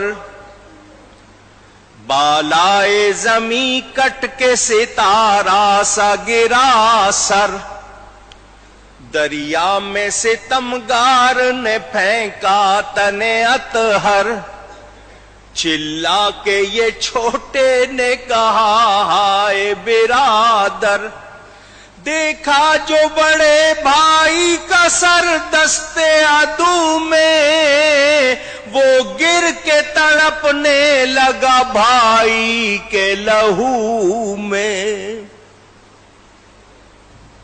آیا جو شقی تیغ علم کر کے دوبارہ، چلانے لگا بھائی کو وہ بھائی کا پیارا، مادر کو پکارا کبھی بابا کو پکارا، جلاد نے تن پر سے سر اس کا بھی اتارا، دھبا بنا خون کا لگا شمشیر عدو میں، بھائی کا لہو مل گیا بھائی کے لہو میں۔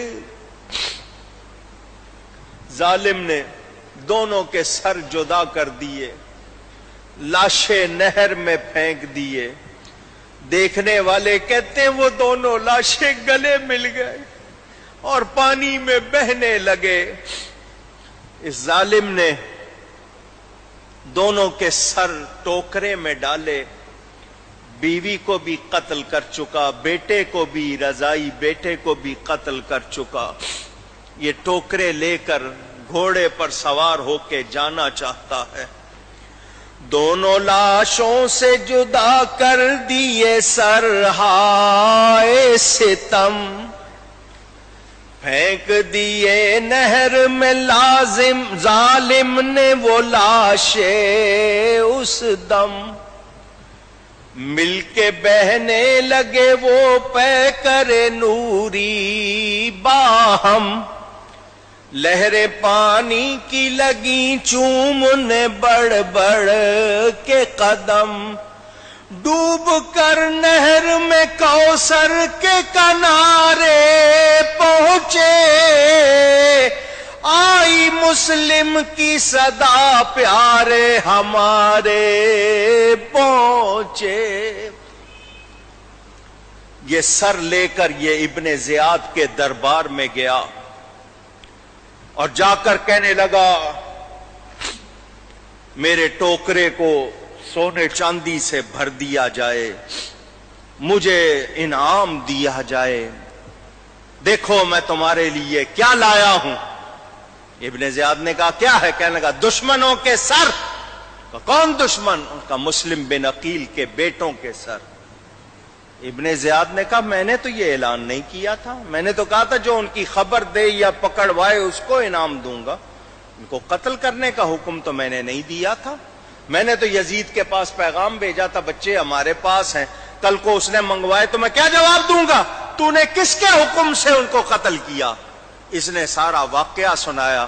اس نے کہا تو یہاں آتا، مجھے آ کے خبر دیتا، میں سپاہی بھیج دیتا، تو نے خود کیوں فیصلہ کیا؟ اس نے کہا اس کو بھی قتل کر دیا جائے۔ بجائے انعام کے حارث بھی قتل ہوا۔ خسرت دنیا والآخرہ، دین و دنیا سے ہاتھ دو بیٹھے، نہ ادھر کے رہے نہ ادھر کے رہے۔